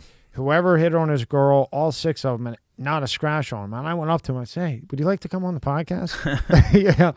Here he was the champion at the time. Oh wow! And he explained to me jiu-jitsu, and I mean, I'm telling you, 130 and was just manhandling people, and that was my first introduction to like, oh, this stuff works. I used to be a Golden Glove boxer. I don't know who these guys are anymore, because before I would go around because you bet boxing, right? Yeah. So I'd be like, come on, box me. You're not a boxer. I am, even though I only got Golden Gloves, but still I had muscle memory and I remember how to fight. But then when this whole jiu-jitsu and the UFC shit, you don't know. Yeah. That guy's 120 and can put up his hands. Exactly. You don't know. If I get a leg kick, it's all over, pal. Yeah, that's the thing. You don't know too well. People studying martial arts, you don't know who studies versus who doesn't. So unless you studied martial arts, you better not be starting fights. Fuck that. And even then, someone might shoot you, so you still better not be starting fights. Yeah, just that way, especially now. Smart thing to do, yeah. Yeah. So when you were doing it at the peak, when it was your life, how do you have a relationship? How do you stay? I mean, I know you had a good upbringing, so you were able to stay away from a lot of the drugs, but how did you have time? How did you book your schedules to scheduling? I think it's tough. You just have to let a girl know you're dating that the fighting always comes first. So if I have a fight scheduled, that's what I'm training. I'm not gonna go to your birthday party, your friend's birthday parties, or friends have weddings. You're gonna skip that stuff. You're focused on training for a fight. So nothing else in life matters. So you just got to make sure. If you're dating a girl, you let her know beforehand how it goes and you stick to it. Because if you start getting distracted, I've seen plenty of guys ruin their careers over a girl. They start dating a girl and she wants time with them. Like, oh, I can't go to the gym. It's like, no, I've been very clear. This is my career. My career comes first. You come secondary. So if you want to come along for the ride, if not, then, bye. How many fighters do you think that could have been really much better than they were got destroyed by a woman breaking up with them or whatever? Because that emotional thing. I've seen it happen to a few. I can't say how many, but I've seen a couple guys I know that get a lot of them just temporarily. Maybe they'll have a shitty peak for a year or two and we're able to come back. But some guys never the same after. Either they start dating a girl and they just not training as hard, or the breakup destroys them or something like that. This is I couldn't figure it out when I was trying to look. What happened with AJ Osram? Am I saying that right? Agazam, I think. I'm not sure how to say it either. I just kept seeing him in articles, but I didn't really understand. Yeah, we got in a few little fights at grappling tournaments. Had a grappling match with him, and he was talking crap. Ended up slapping him a few times. I didn't know. I wasn't really following jiu-jitsu at the time, but I guess he was the most unpopular people in jiu-jitsu, or most unpopular guy there. So it went totally viral. Me smacking him around. I had no idea who this kid was, and we were competing, and he was getting all rough, trying to like act fight with me. I'm like, well, I fight for a living, so I'll beat your ass. Yeah, isn't that funny? Yeah, Like, you haven't seen the guy? Yeah, the jiu-jitsu community loved it. 'Cause I said I wasn't watching jiu-jitsu at the time, but I know I smacked the guy around and went completely viral. And I'm like, oh, apparently this guy's completely not liked in the jiu-jitsu community. Yeah. So you're in Vegas. You're doing your coaching. Yeah. You got the website. You're gonna add more stuff to the website. Yeah, got some new designs actually. Just already got the designs out. Just need to put them up on there. The one I'm wearing. Got a few new ones. I've just been so busy with this. Been multiple. I had most of my fighters for fighting. Nate had his fight. It was a crazy few weeks for me, so got distracted. Do you do any like speaking or anything like that, or I think you'd be good with that. Not really. I've done a few things, like corporate events brought me in to do little speech things, but haven't done a lot of them. Yeah, that'd be cool. I don't mean like like those weird ones. Yeah, I've done more like question and answer type things because it's kind of weird. I'm not going to come and give like a serious speech. I mean, maybe I could like practice and do it, but that sounds like a pain in the ass. Yeah, I mean like to fighters and stuff. Not one of those things where you get that dick stick microphone. Give a speak. Exactly. I wouldn't want to do that. And you can hear like the pen drop. Exactly. You got the people there, and like, how is everybody? No, yeah. I've done some question and answers for like corporate things. I'm like, I'm not going to go up and give a speech.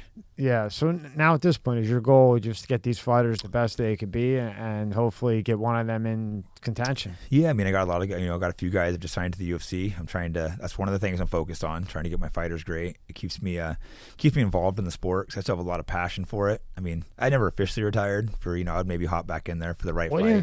If it's, someone who's a big name and maybe a little bit older, I'm not trying to fight like some 25-year-old up-and-comer, but someone a little older that's been around and a good payday, I would hop in there. But that'd be cool. Yeah, the main focus is training those guys, working on the business end of it, doing that part of life. There's only so long you can fight for. It's a rough sport. I think I've been pretty lucky to have no serious injuries. So I was like, maybe it's a good time to walk away. Yeah, maybe not, because you have all your marbles. Yeah. You got a lot going for you. For the right fight, it would be easy to hop back in there. Yeah. But I still train all the time with a lot of the top pros. And you're so competitive. You know what I mean? I don't know if they, you could say no. Yeah, I still work out like almost every day. So I heard, I did. I heard Joe's a hell of a grappler. Yeah, he's a black belt under Eddie Bravo. He's done it multiple years, so he's good grappler and good taekwondo as well.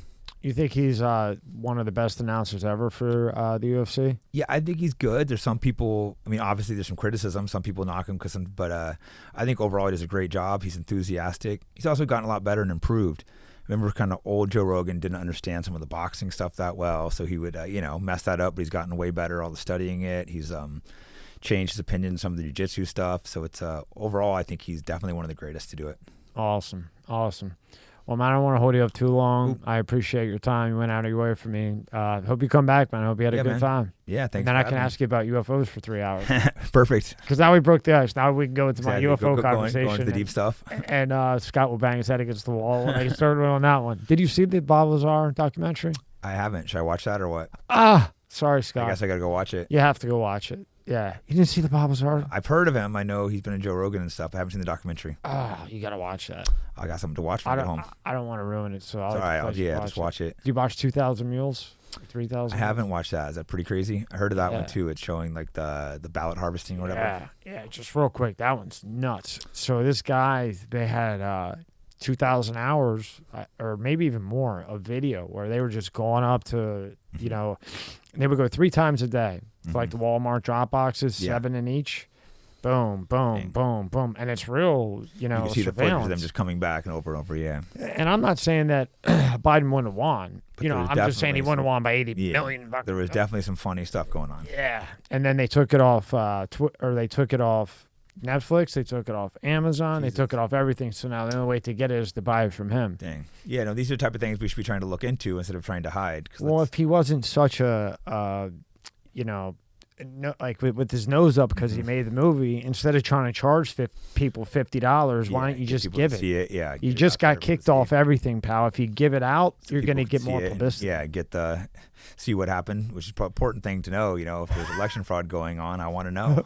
Go call Floyd on how to market, right? Or Greg. Greg. All right, Jake. Cool, man. Thank you again for having me. Make sure you come back. Yeah, we'll do.